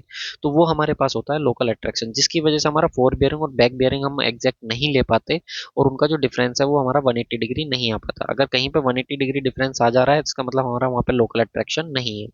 तो it's result magnetic needle will deviate, जिसकी वजह से मैग्नेटिक निडल हमारी डेविएट हो जाती है, and magnetic bearing of survey line में चेंज, जिसकी वजह से मैग्नेटिक बियरिंग जो है हमारी सर्वे लाइन की वो चेंज हो जाती है। तो ये लिखा हुआ है फोर बियरिंग बैक बियरिंग अगर हमारी इक्वल नहीं है 180 डिग्री के, इसका मतलब लोकल अट्रैक्शन है। या तो हमारी सर्वे लाइन जो जिन जिन स्टेशन को ज्वाइन कर रही है, जैसे ये सर्वे लाइन है ए बी, तो दो स्टेशन को ज्वाइन कर रही है ए और बी को, तो ये दोनों स्टेशन जो है हमारे वो सर्वे आइदर स्टेशन ए और बी, या तो स्टेशन ए या स्टेशन ये हमारा अफेक्टेड हो सकता है लोकल अट्रैक्शन से, या फिर हो सकता है कि एट द बोथ स्टेशन दोनों स्टेशन अफेक्टेड हो लोकल अट्रैक्शन से।